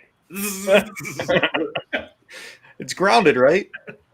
I did purchase a lawnmower from somebody's storage locker, and I didn't get murdered, so that's a start. No, that's good. Because grass was getting long. So I was scrambling to open some mail before the show, but I got a Raz win. So in that, as a teenager. Hey, Yeah. Paul doesn't realize right now. I know he's like renting right there, but for home ownership, at least when I bought a home, everything was like $100. Like every outing for my house when I first started was like, oh, that's $100. That's $100. It'd be great. I can't wait. That's why I have all that decoy cash. Oh, man. So I won a TMNT Jenica lot. So I guess I'll go over here. Haven't heard that name in a while. Yeah, so I got cover A. All right. All in one win. Cover B. It was meant to be. Hello. That's karma. I know, right? Had to be. And then I got which one I want to show first here. I got the I think it's the second print of 95. Yeah. Long week. My brain's a little fried. I apologize. And then I also got the RI cover, which I did not have before. Oh. $10, $10, $12. I think I entered that one that Raz pretty cheap. Go into Discord. You can get in on those. Yes, sir. How can they reach out, Dino? You can hit up me and McClay on Instagram, Waxpack Chaser, or at Bryan McClay. Just hit me up in the messages. Hit me up in the DMs. We'll give you that linky link. Can we vote to have McClay change his IG name to like at Fabio Hair? Desert Fabio. Something. I mean, look at it blow. He's got the fan going too. You know what you should do? You know what you should do? You should do Arizona iced tea and just have a picture of iced tea in an Arizona shirt or something. Yeah, I mean, he's always got the fan going. I think he says it's because he's hot. I think he just wants his hair to be doing the thing. Secretly, we all know that he has air conditioning. He just uses the fan just for effect. I want to give a big shout out to Paul real quick. Congrats, brother, on that, man. That's a huge score. It is, man. It's a good one. I also I do want to shout out as well. down. You mentioned earlier, caught me off guard, man. Downright Nerdy and Borden Doy and some other guys. We do a weekly podcast as well, reviewing movies. So we just randomly spin a wheel and someone picks a movie. So we've done Surf Ninjas, which was terrible. We did Patton. We just did Commando. Oh yeah! Oh boy! Yeah, and it's That's a just hell of a spread, dude. oh, it's whatever the heck you want. Hey, And, Paul, can you?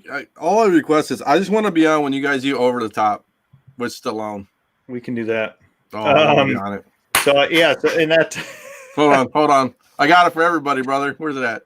And yeah, so that Borden and Lloyd, that's cool that people are. You know more about flipping the switch, brother.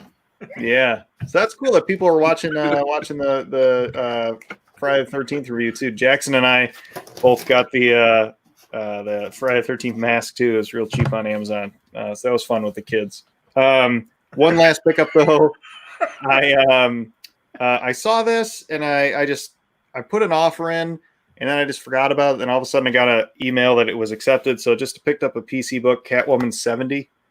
Oh yeah, nice one. No, I remember that. I can't afford that Zatanna red cover in a 9.8, so I went with Catwoman. Didn't you have a Zatanna 9.8? I did. It was green label, and somebody right. bought it from me. And then he debated if you want to go to CBCS with it, and it just How was. the fuck did you get a green label? It was signed. Oh, Yeah, Paul, But you know what? Paul wanted it's all right. Hey, Oh, don't show that off, or some riffraff's going to take that design and copy it and put some tits on it and sell it as a variant. yeah, topless next week. Paul wanted to have somebody sign the slab, and it got all. Some shitbirds with I no remember talent or that, actually. imagination. I remember that actually. I know. Yeah, no, I remember watching that episode. Oh, that was great. Who wants to go next? I'll go next since I don't have much, but you guys want cards or comics first? You're a Cards because I want to learn about them. Oh boy. All right, so I got a big PSA order back. It was a shared order with a friend of mine here locally, so I won't go through a bunch of these, but I'll just give the top three that I got back.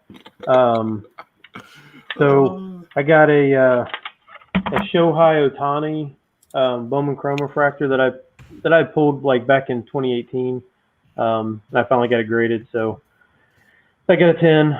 What's that going to be worth? It's like 100 and a quarter, something like that. It's not a lot. It's not. He's got a bunch of autographed rookies, so the non-autographs are not worth near as much, but it's all right. It's still good. And then this was actually this was from one of our breaks with Reagan, and it was an optic break, and I lucked out and got the Pelicans, and Oh boy. yeah, so Zion, and so I sent that in, and I got a 10 on that. Because we do. Where's that floating now? About 250. Okay. Yeah. That's a holder because, well, they sure aren't playing enough yet. Right. Wow. Yep. And then lastly, this is a shared card that I had with my friend.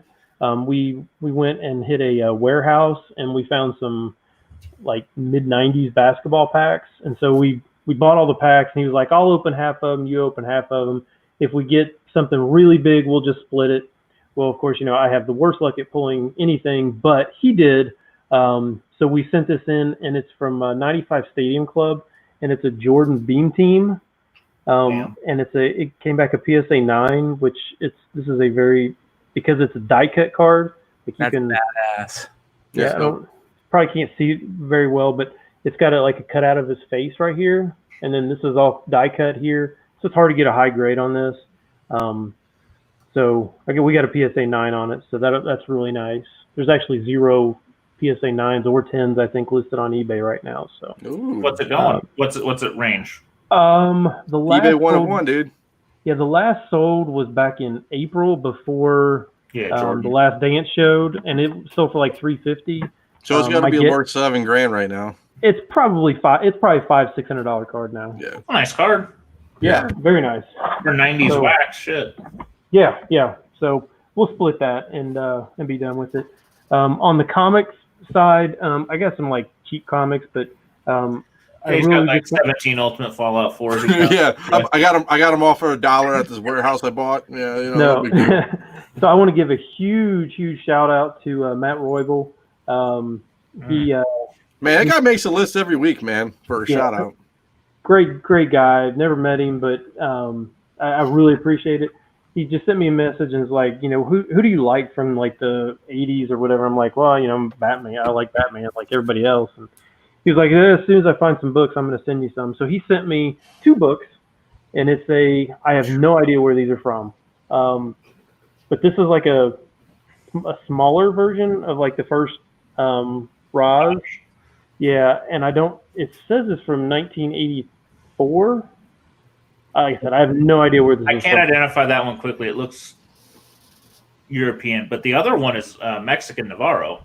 Yeah. So this other one is a Tech 400 first man bat. Yep. Didn't Robert send you a man bat too? He did, and it's not this one. It's a different one. So now I've got 2 of these foreign, and I don't even have the regular Tech 400.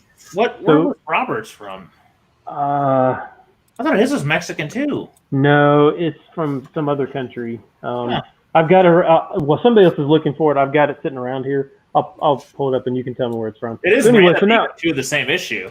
I know. So now I'm going to have to try and find all the rest of these Tech 400s all over the world things. You're welcome. Yeah, thanks.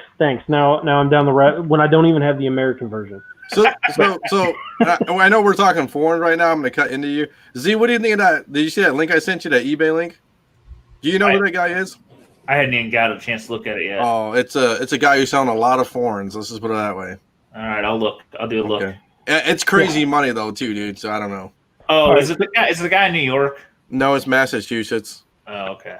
Okay. All right. Sorry. So the last thing I'll show here, and this is pretty hard to find on eBay, but I'm hesitant to even show how much is on here, but I found it off an actual website, and it's a sketchbook from Bruce Timm. Shit. Yeah. So this is it's a 2013, and they're actually serial numbered on the inside of 1,000. I'll show the back cover. I guess the covers are really not that. I mean, it's not that big of a deal, but this is the back cover of the sketchbook. This is the front cover. Ooh, saucy. Jesus. Yeah, that's gorgeous, dude. I love it. I desperately wanted one. Great job. Yeah, so I found this on a website. So if you ever want like sketchbooks, I guess it doesn't really matter if I say which website I got it off of. But it was off of a place called Stuart Ng, NG, and he has tons and tons of sketchbooks. Most of them are way out of print. So if you're ever looking for sketchbooks, go to Stuart Ng. I think it's stuarting.com. StuartIngBooks.com, I think, right? Maybe that's it. I don't know. He's got thousands of sketchbooks on there. So if you're looking for one, I bought a Adam Hughes a long time ago from there. So if you're ever looking for one, go to that website. And that's all I got. Very cool. That's cool, Yeah, man. I already wrote it down, Stein. Oh, Go quick. Nico, do you want to go, man? Yeah. All right. All right. So I got. This is the pickup of the year, in my opinion. Well, you want to do that one first? I got another one too. No, you can do that one first. But yeah, do the other one, not the big one. They're both pretty big. I got this puppy. Ooh. Jesus. Yeah. That's awesome looking. Submariner. What is it? What book? It's an old label 1455. It's got pressable defects. I paid below market, and it's got a ton of pressable defects and crap that can be cleaned off the back. That's Submariner 14. So we maybe just talked about that book last night on Vintage Voyage. So if you want to learn more about it, please tune in. So yeah. I have a question before Nico shows his next book, because that old label, I forgot to mention this when Nico did his interview. I wonder if there's ever been proposed for let's say you want to press that book and send it in, Nico. Yeah. Pay $5 or $10 and CGC will regrade it, press it, whatever, but give you the old label with maybe something on the back that says 2020 or something. Wouldn't that be, I'd pay $10 for that. You can't go backwards. You can't take a new label and give it an old label, but you can take an old label and keep it an old label. Oh yeah, they're definitely not going to do that. Is that a better picture? Only Paul would think of something like that. Wouldn't that be? Who wouldn't want to do that? Would you want to do that? Look how Also to the guy gorgeous that stuff. traded somebody in Canada for a CGC for CBCS, and I don't know. that's beautiful. Look at those colors. Put that in the Yeah. bad idea column. Oh, it's a winner. The defect is there. That's like legitimately the only freaking defect on the book that's substantial. There's a pressable crease here, a pressable crease there. That should. You might be easily jumping to a 7. Yeah, it's insane. Like I hit a grand slam inadvertently on that one. All right, this is the moment of truth. Are you ready? Today in the mail, I received this package from Australia. No, Limbo book. Yeah, and there was the comic was inside without a bag. It was sandwiched between this, with this on the outside, and the book, and the cardboard on the middle, right? Somehow, I've seen worse. they managed to put masking tape on the book that I had to peel off. I've got a trick for that. Gosh. And you ready? It's freaking gorgeous. Hallelujah. Gato Negro 21 is Black Cat 50 out of Mexico. I think it's within a year of the original print. I have only heard Same year. I have only heard of a handful of copies. When I say handful, I mean like 3, maybe 4. And I'm sure there's a handful more, but holy shit, that book is gorgeous. Wow. Yeah, the color's so good on it. I think my favorite thing about that cover that I just noticed is that the tip of his pinky's broken.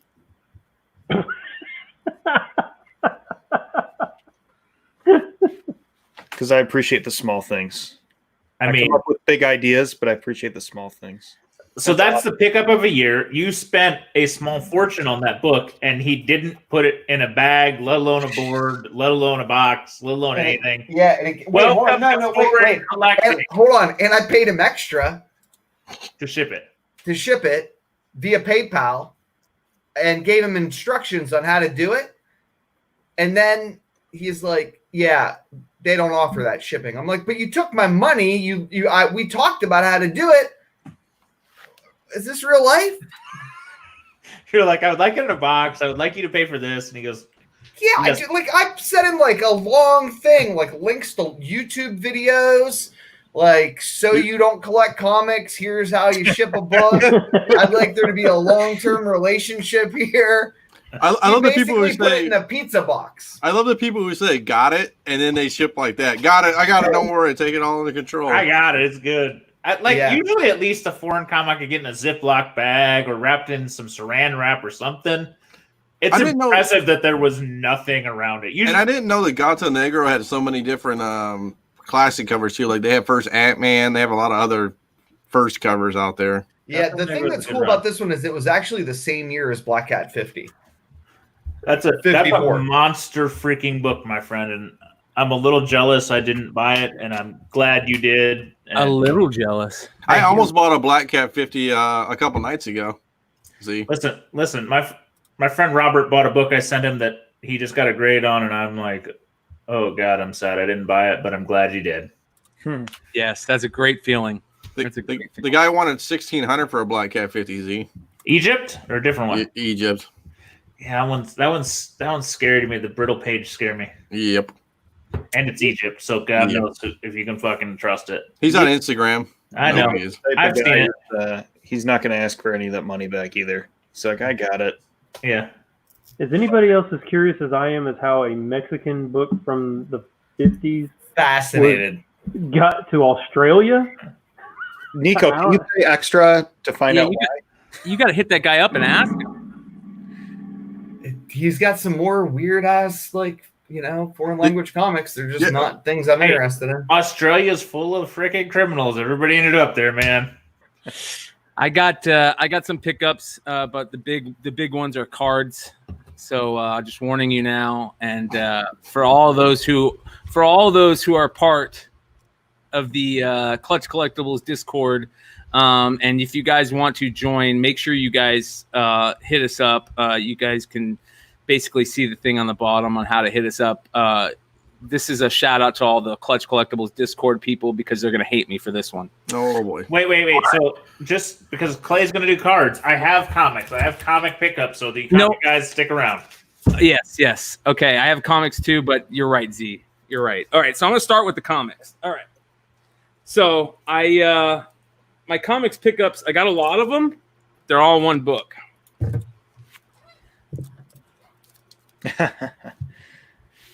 God, I stole some of those and I regret it.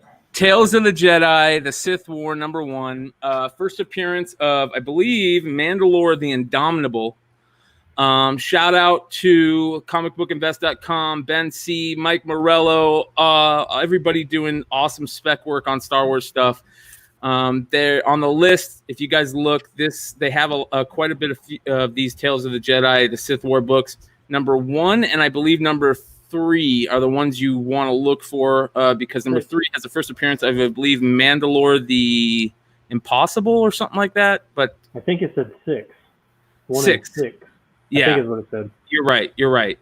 But this is the first appearance of Mandalore the Indomitable, and great spec. I picked up quite a bit of them. I have quite a few more comics heading my way, so I went a little spec crazy. I do want to give a big shout out to Mighty Mel V and Drunken Chat Son because whether it's great chat or not, or a great spec or not, shout out to Lucas. He just blew me away with some spec that I didn't know about on that show. So make sure you guys go check that out. I bought a bunch of those books too. I'll let you guys go check out It's Drunken Chat Son, the latest episode to find that. I think he calls it Lit Chat now. Well, it's a fun show. Lit something. He changed the name. Yeah, it's definitely a lot of fun, and I hope he does more about them. But yeah, the #6 has Mandalore the Ultimate. #1 is Mandalore the Indomitable. But all right, so I'm gonna get out of this fun stuff for a second here. Throw this guy up here. All right. So, oh boy. Yeah, so we're gonna get into Clutch Collectibles stuff real quick. Big shout out to Vinny Kumar. We've talked about this. This guy went through hell to get this card. I sent it out. I sent it out probably 2 weeks ago. Registered mail. Spent a bunch of money. Thank God we insured it, and it got lost. And he finally got it just the other day. So big shout out to Vinny Kumar. Pulled in one of our breaks on one of our group breaks. Pulled this Shohei Ohtani numbered out of 50 gold auto. Massive hit. I mean, this is probably. Anywhere from 5 to 10K. He's going to get it graded. It looks perfect. I don't see how it doesn't come back at 10. And if Ohtani is truly healthy this year and they start playing, it could just be outrageous price. So big shout out to Vinny Kumar and everybody on the Discord page, Clutch Collectibles, for joining in those breaks. Now, speaking of those breaks, this is where this is the box. We opened this a similar box this same exact year. I have one more to go, and this is to talk to all the guys on the Clutch Collectibles group. I promise you, I'm not going to do what I did over the weekend anymore. I will get these books up on the thing these boxes up on there so we can break them. I have one more Bowman Chrome that where that Ohtani was pulled, the same box. I have 3 more of the 2018 Topps Chrome Baseball, which have 5 autographs. These things have just totally jumped in price, outrageous the price on these, but we're gonna break them on Discord. I also found a shit ton of these 1990 Fleer basketball with the Jordan. Everybody's going crazy for anything Jordan right now. This has probably one of the last real Fleer Jordan cards, non-insert cards that's worth anything. And so I'll have a bunch of these boxes for sale too. And then we'll eventually crack this, which has the Derek Jeter Bowman rookie. But What I did. Wait. I do want to say we got a nice team mixer going right now. We got a 2020 Top Series 1. We got a top 2020 Topps Inception and a 2020 Disney Queen. Ben, throw up that Michael Jordan real quick, because that's the Jordan card that Ben's showing right now is the same Jordan you can pull out of these 90 Fleer boxes that I showed. So amazing Jordan card. He's doing the jump man right into the camera. Love that card. So anyways, I have a very big problem. If you're a Flipside fan, you know this. I have a very big problem of partaking a little too much in my friend cannabis and opening up boxes that I should be breaking on the Clutch Collectibles. So I had this prison football box, and it was just sitting there, and I said, I'm super bored. I really want to open it. I'm glad I did. I feel bad for the Clutch Collectibles people who had a chance, and I just didn't put it up. So you really didn't have a chance, but you could have had a chance. But I will put up the other boxes.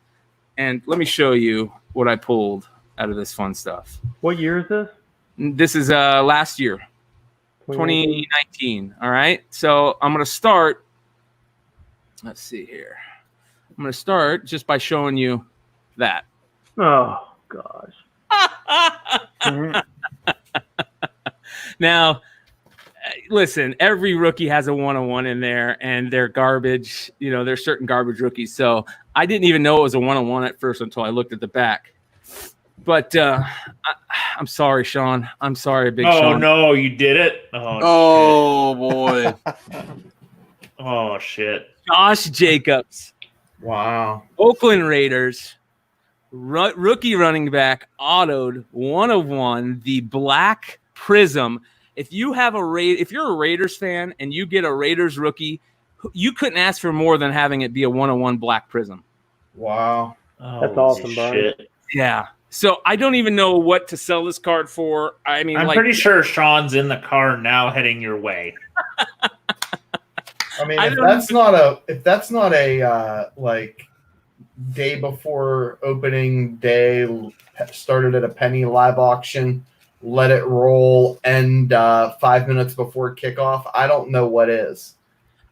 I just don't know. Like, what do you sell this stuff for? I've tried to find something that compares to it. There's really no other Josh Jacobs 101s that, like I would think that if you wanted a 101 of Josh Jacobs, this is the card. One, Brian. One just listed. Panini Prism, Josh Jacobs Auto Black Finite 101. It's similar. Autograph. The guy's got it. It's a brand new listing. He just listed it for $6,000 or best offer. There you go. Damn. Are you going to grade it, Brian? Oh, yeah. I think you kind of have to, right? Yeah. Or I mean, maybe not. Well, no. See, me and Stein talked about this because I got this Nick Senzel 101 that I picked up raw. Yep. And if it's not a 10, bro, I wouldn't grade it, right? It's a 101. It doesn't It's matter. a 101. But it Yeah, is. thank you. I'm telling you Why guys, the hell does it matter? Is fucking perfect. It's fucking perfect. It's centered. I mean, if you look at the centering, it looks like it might be a little bit off in this picture on the right side, but when I really look at it, it looks perfect. I don't know. It doesn't hurt to grade it, but it's going to be expensive because let's just say the 6,000 is really high. Let's say it's just a $2,500 card. It's going to be expensive. You're going to have to go a minimum of the $75, maybe the $100 service. There's not much gain. If it's mint, just put that in. If you're going to list it to sell, just put mint, and it doesn't really matter. I mean, it doesn't matter if it's a 9, doesn't matter if it's an 8. Yeah, there's only 10. It's a 1 of 1. If there's somebody who really wants it, as long as it's not like got a crease in it or something like that just makes it unbearable to look at. So it costs you $100 to grade it. It cost me, yeah. It's probably going to cost Seems a minimum. Seems It's going to be $20 to ship it to them, $20 to ship it back. so 150. Seems Yeah, you're going to be at 150 for the price you could get it for. Maybe But maybe that's the disconnect between comics and cards. Like, well, it's honestly, you think of it this way. All right, so remember the Jim Lee sketches out of what was it? Was it when he did the Dark Knight, when he did like those 10 sketches or something like that. Yeah. Yep. You didn't really need those graded. I mean, it was still a Jim Lee sketch. It was, basically, you knew it was authentic. You knew that, it's not like you got it, drawn yourself and needed somebody to authenticate it to be able to sell it. This is the same thing. It's not, nobody's going to question the authenticity of this. So I guess this is black and white for me. Well, unintended Raiders fans. Well, Paul, I know you would send it to PSA, then get it back, crack it, send it to Beckett, and then maybe try SGC as well, just to see which one looks the best. I get that's not a bad idea with this, actually.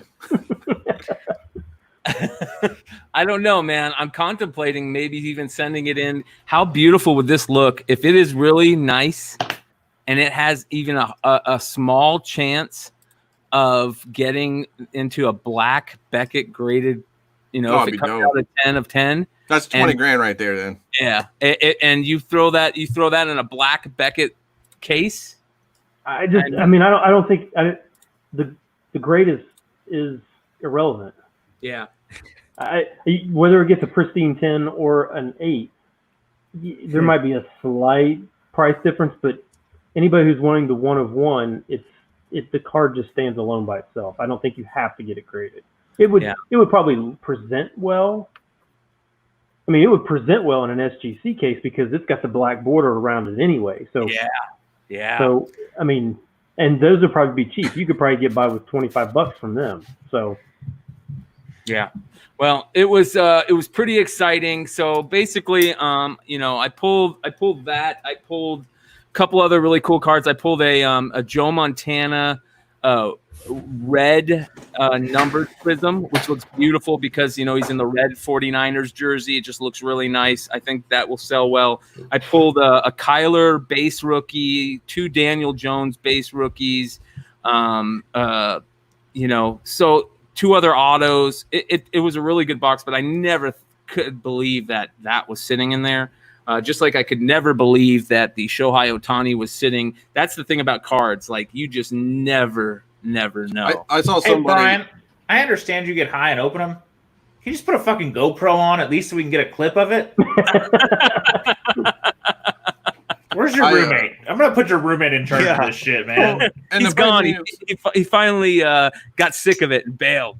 If he's going to open cards, put a camera on it. I tell him that all the time. I saw somebody pull a gold ticket finally. Remember those 2020 Topps experiences, the gold tickets? I saw somebody pull that out of a regular $5 pack or $2 pack or whatever it is. So that was interesting. So you can still find those in Series 1. Yeah, this is a great point, JJ. He said, so I missed the start of the conversation, but given the lifespan of running backs in the modern of the NFL, shouldn't you sell it ASAP? Yes, not even because of the modern of the running back stuff, but that card, I don't know. Here's the only thing. Do I wait till the NFL starts again? Yes. I think that's the key. You wait till the NFL starts again, you sell it in the fall. Yeah, because you don't keep it. Because look, I'll tell Arian Foster, right? Arian Foster was the hottest thing for 2 years, and now nobody even cares about Arian Foster. I mean, Yep. Well, and another thing, the Raiders are in Vegas for the first year. They're hype. A lot of people are saying their team looks really good right now on paper. Put that bitch up in September. Yep. Yes. Yeah. Yep. And it's the Raiders are dashed. That Beckett's going to grade the auto, so you got to be careful on that as well. Auto looks perfect. Yeah, the auto looks perfect. I think, you know what?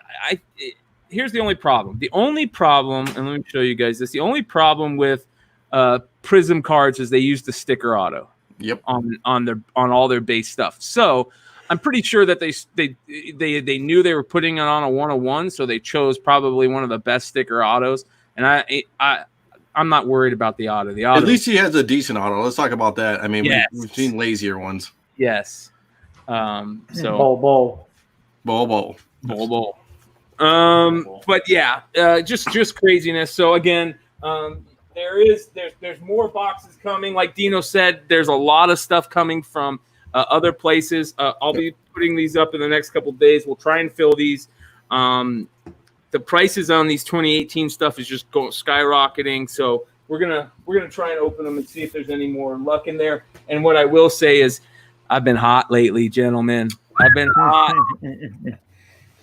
That's why I got the fan on. Yeah. Z, it's all you, brother. Yeah, I gotta follow that shit. Yep. Thanks, guys. Nico and me, yeah. Thanks. I gotta follow. So I'm gonna go. I went all foreign this week because, well, shit. At least you guys know what I'm talking about. That, and you go, wow, that's weird. Another shipment from Brazil where I gotta like pay via cash and give it to Pygmies, and they deliver it, and then it gets shipped out. All right. I picked up another Mary Marvel cover. This is Battling the Owl. Really, really great colors. Beautiful book. I mean, this is 1940s Brazil, so Kind of looks like Trump. Crazy that's arrived. Kind of. This is actually from the Mary Marvel runs, or maybe WoW. I don't remember which one, but this is a real cover, so not a fake new cover, but this is actually an edition. So, but the colors are just bright, and yes, Trump does make sense. It's a Dr. Seuss Trump. This one was the one I really was interested in. Oh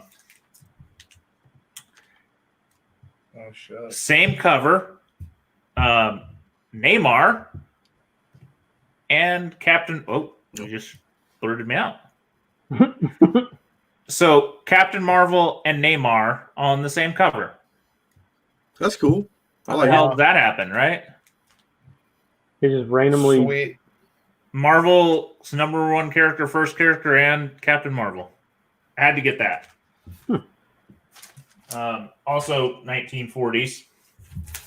The next one is, I'm just going to do it. It's a set. We covered this on Global Comic Safari, and somebody was selling a run of them. I don't have a full set. There's 14 issues, but I bought 7 plus an edition similar. I bought all ASM 300s. Oh shit! So, yeah, just freaking. This one is has the Superman logo on it as well. I love it. Oh boy. Just bought it. Dang. If you want to know the story on all these, I could go on for an hour, but just watch the Global Comic Safari on them. Dude, those are awesome. The last two I'm going to talk. Well, last three I'll talk about. The Italian, yet another Italian. Small army of them, the most beautiful version of them all. The black cover, go for it. This one is actually probably a gradable copy in the 9, so real happy about that. Deno will love this one. All right, let's go. Entep-Man, Nice. Man, the Greek. The Greeks. One of the tougher ones. Right. Actually, the Polish was in here, and this is the Greek. So these are two of the tougher ones. It's not the top couple, but they're not easy to find. And this is actually Brazil, has the 300 guts, but not the 300 cover. But if you're going to do a cover from an interior page, this is a pretty solid page to choose. It's an interesting kind of interior, I think, from 252. Absolutely. It looks like. It's great. So nice The gap thigh and looks a everything. little phallic-y. A little the, black the right leg. But yeah, so picked up an entire reasonable run. I'm missing now, I think, out of 14, I'm missing 3. Wow. Unfortunately, the tough 3, but we'll get there. So that's me. Good job. Excellent. Right. Can't get much better than that. You want to Awesome. run this second giveaway? Are we doing it? Are we doing the same thing? Giveaway. We doing that, or are we doing something different? Run them. All Let's right. do Please. the last giveaway. Yeah. All right. We got. I got one of those books too. All right. The updated list. Same rules apply. Remember, I made it. For our veteran listeners, that just means that I mess things up from time to I've been time. commenting at CBSI presents Tales from the Flip Side. Make sure you add me. Hey, and if you're on Facebook, share us from the CBSI Tales from Flipside podcast group. Share the video. Show it to some friends. 3. I'm gonna drink a Red Bull next week. All right, one more. Yep, 5. We got Here we go. Nice. The Colonel, dude. I doubled up, but it's Big shout out. He's out here in Phoenix with me. A good dude. Always hits me up. He's on the Discord server too. Yeah. Sweet. Good dude. We'll get him out his book. If I'll hit him up and get a hold of him. And if he isn't on the chat still, I don't know if he's on the chat still, but we'll get a hold of him and get it out to him. Hell yeah. Who Very won it? cool. Who is it? Josh. His name's Josh Hamara. All right. Gotcha. The Colonel. The Colonel. The Colonel. The Colonel, dude. Don't worry about it. Brian, The can you, collectible. Brian, are you going to make sure he knows he won then? Yeah, I'll hit him up. All right, sweet. And if he's still on, make sure you send an email to flipsidecbsi@gmail.com letting us know. If you guys ever win a book, make sure you guys send us that email letting us know your shipping information and the book that you won. It always helps. And the show. What And show the it is, show, because what show you won it on. yeah. Yeah, we're going to Well, try. we don't even know what show we won it on. Let's be honest. At least I can go back and look. Yeah. This is a fun night, guys. I had fun. Yeah. Yeah, big shout out to everybody in the chat. Yeah, great show tonight, guys. Yep. Other than that, make sure you guys go check out comicbookinvest.com for all your comic book and speculation needs. Doing great things over there. Make sure you guys check out all the articles, the Hot 10 list. Join us on Fridays for the Hot 10 list. Check out the weekend update articles and interviews from Nico and all the fun stuff over there. Make sure you check out the Walker Report, True First with Topher, Dollar Bin Digging with Peter, anything that Morello does, because it's always good. Good stuff over there. Big shout out to all the writers over there. There's a lot of writers that we forget. Big shout out to TJ, Andrew. There we go. Yeah, there we go. The Colonel won. Sweet. Yeah. Hit me up, brother. Hit me up over Messenger, and I'll get that stuff to you. You know what? As a matter of fact, just send the email, and I'll hit you up anyways. I'll shoot the shit with you. Other than that, anything else, guys? I just want to say the winner, Dan, is from New Baltimore. I'm from Livonia, so Z, it should be a cheap shipping for you. All right. Cheers, everybody. Thank you for joining us. Make sure you check us out next time, and make sure you check out all the shows that are on the channel. They are all doing great things. And other than that, we will see you next time.